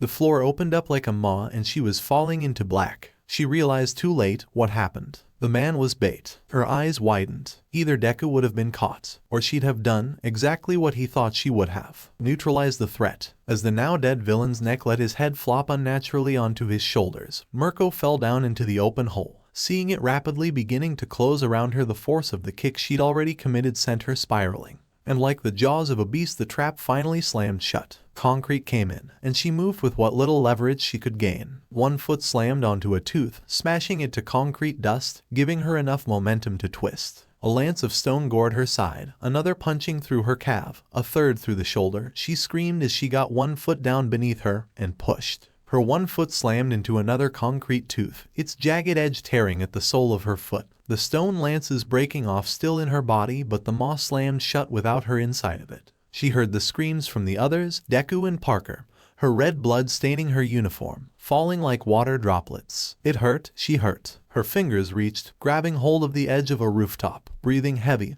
her body shaking, adrenaline, pain damage, maybe all of them. Then she felt fingers at her wrist. Her blood turned to ice in her veins. Her eyes snapped up. Her sharp ears picked up the sound of Deku crying out a warning. Parker's webs firing off to try and reach her. Yuri's scream of raw, unbridled horror. Overhaul leered through the darkness, eyes shining with malicious, hateful triumph. Got you. She didn't have time to act, time to move. She felt her skin begin to crack and only had the brief flash of her final, mournful thought. I'm sorry. And she was gone. Her blood was warm. The thought was disgusting, sickening, but as Mirko's body vanished before his eyes, and the red liquid spattered across his face and chest, the sensation of her blood sinking into his costume was gut-churning, horrifying. Peter's arm hung limply there, the final web shot needed to grab hold of Overhaul's wrist lingering just a second too late. He felt a gorge rising at the back of his throat, his stomach heaving. Most of all, he felt cold. The wall crumbled away, like dust in the wind, as did the building. I'm done playing with you brats. The monster marched out, and Peter could see his body changing, altering, extra limbs and size, his body twisting. And he realized what was happening. That was Mirko being used to make this monster even stronger. Acid burned across his entire chest and mouth. Horror still present, rapidly being replaced by something else entirely. You're going to hand Yuri back to me, or I'm going to turn every last one of you to dust piece by fucking piece. He bellowed from his beak, which opened like a demonic maw. Yuri sobbed, her screams sounding absolutely horrifying even to his dulled and distant mind. Izuku was silent, mouth agog as he shook in pure shock and terror. He felt his breath catch, something in his chest tighten, his vision swimming with the orange skies of Titan hanging overhead. He didn't see Overhaul, he saw Tim, Karen, activate instant kill. But Peter, now, it came out like a snarl. Thanos loomed large before him. Mirko, Mr. Stark, all of them, understood, must be avenged. His vision turned red. The last Avenger took off from the spire, silently lunging towards the roaring last Yakuza. So alright folks, that's all for today. Stay tuned for new worlds and adaptations. Do subscribe, like and share for more such videos. Press the bell icon to be notified first on release. See you in the next video. Till then, goodbye.